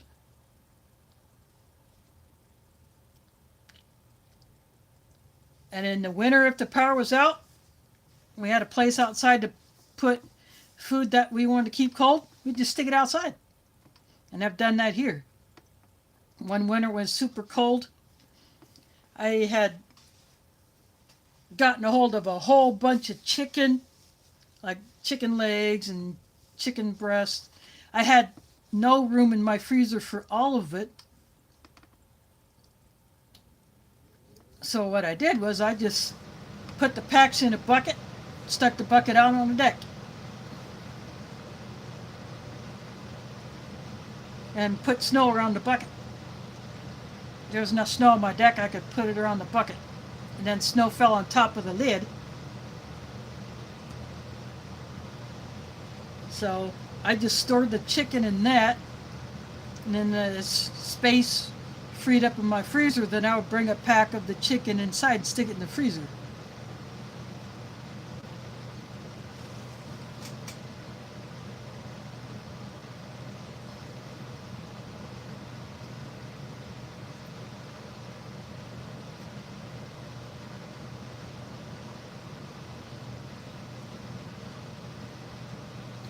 Yeah. And that can work, but the problem is I don't have an open space big enough, and my tent that I take when I go camping, when I want to use the tent instead of my hammock, that's a 4-person tent. That takes up a lot of space.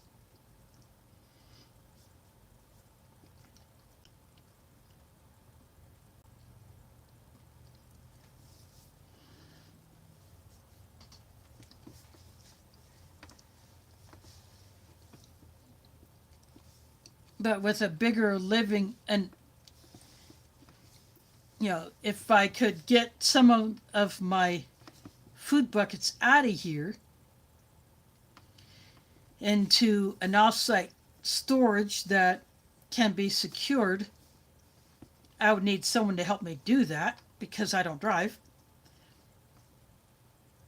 And I just wouldn't trust anybody, any old person, because then they would know what I got, and I don't want too many people to know exactly what I got, but I would love to get some of them out of here.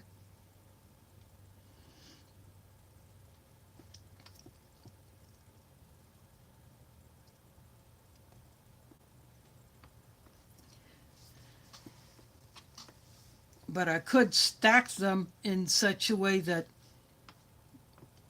I could drape blankets over them.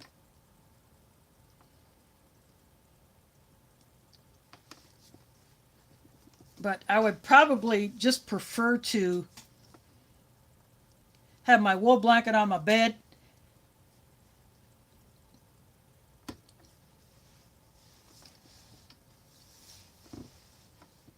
and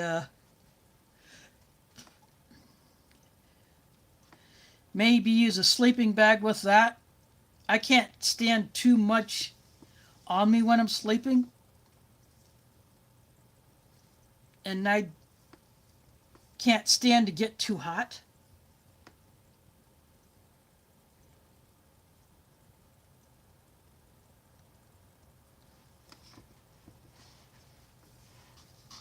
So I probably wouldn't want to go the tent route anyway because I think it would be too hot for me.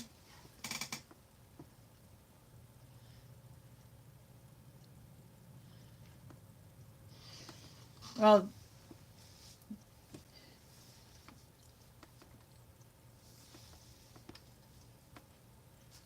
there are storage facilities, but because I need a driver, none of the storage facilities are close to bus stops. And even then, I could only take 2 buckets at a time. And some of my buckets are pretty heavy, like my rice and bean and pasta buckets.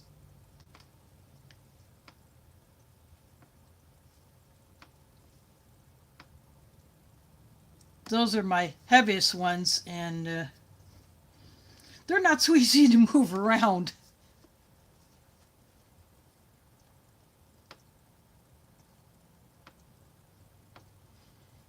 So I would need someone with a vehicle who could take them to the location. The other option would be is someone that locally I could trust who has the space, who would allow me to store some of them there, and I could either pay them a little bit for use of their space, or I could barter and say you can have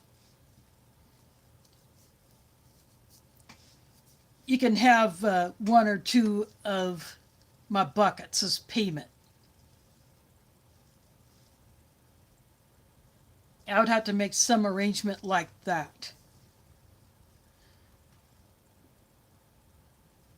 We don't have garages here, and I wouldn't want to store food in a garage anyway, because we all know what would happen to that.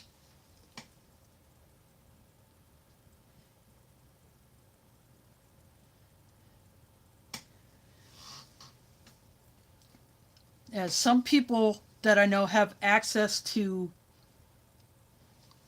rural land,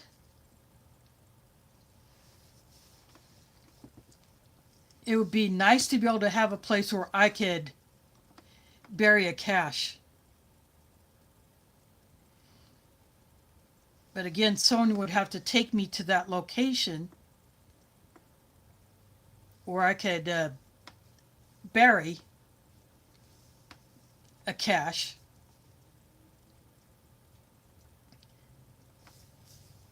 And if it's far enough underground, it wouldn't be exposed to heat.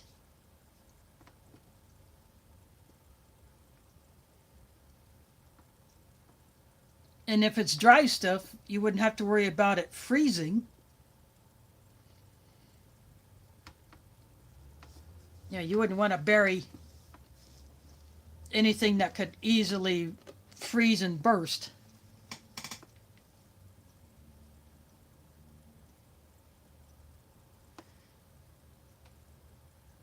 Yeah, I'm in Iowa. I hope no one moved me last night. Yeah, I'm in Des Moines. Yeah, Tim Riley, he lives here also.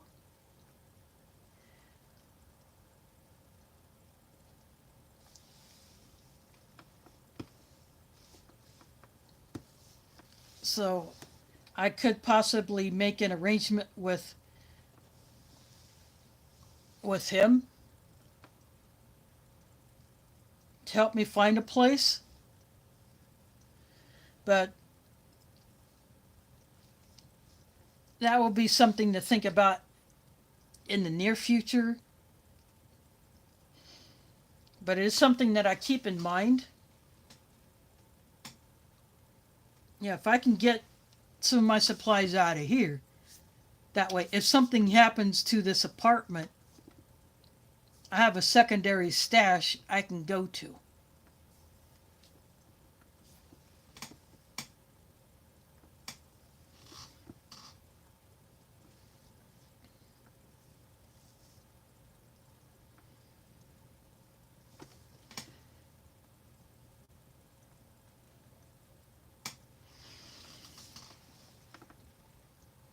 You know, if you want to take a wander on over here into Iowa, come on in.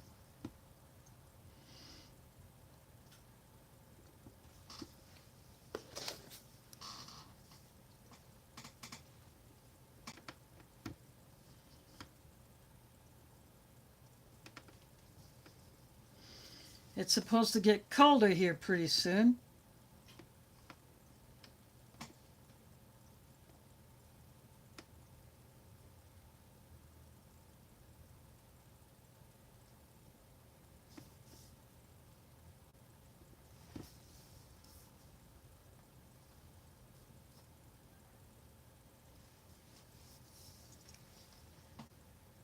It is 20 degrees Fahrenheit here.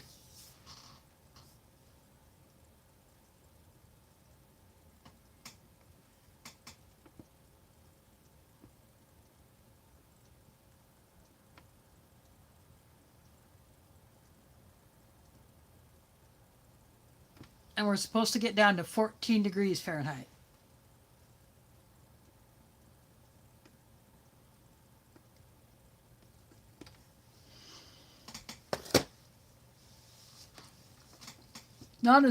Not as cold as it was a couple of weeks ago or 3 weeks when it was really cold, when we barely cracked zero for just a few degrees above zero for a high.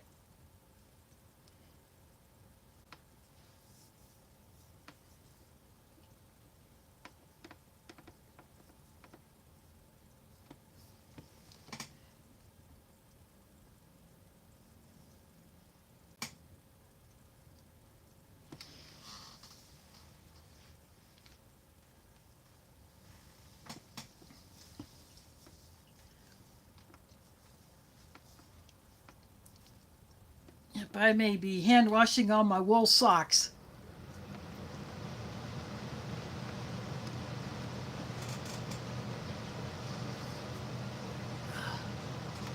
Ooh, it's 10:45.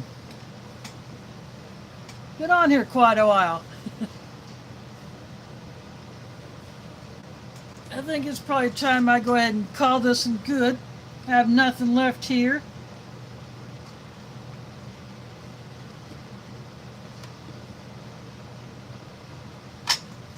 It was good to have y'all hanging out with me for tonight.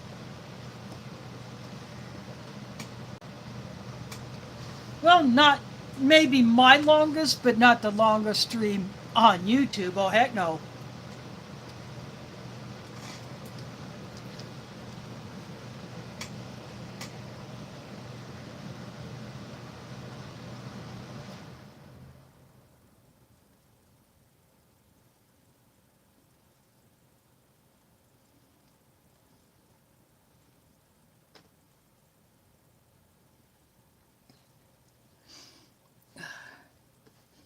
I'm just standing up because I've been sitting too long.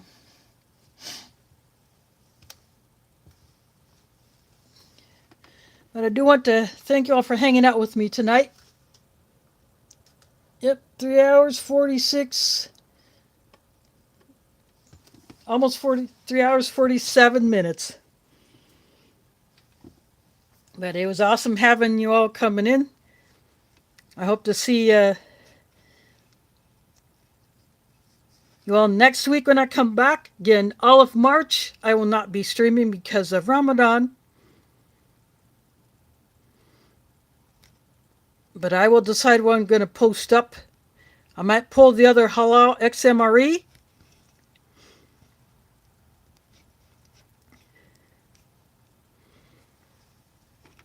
And we'll see what happens at. So anyway, thanks for watching and catch you on the flip side.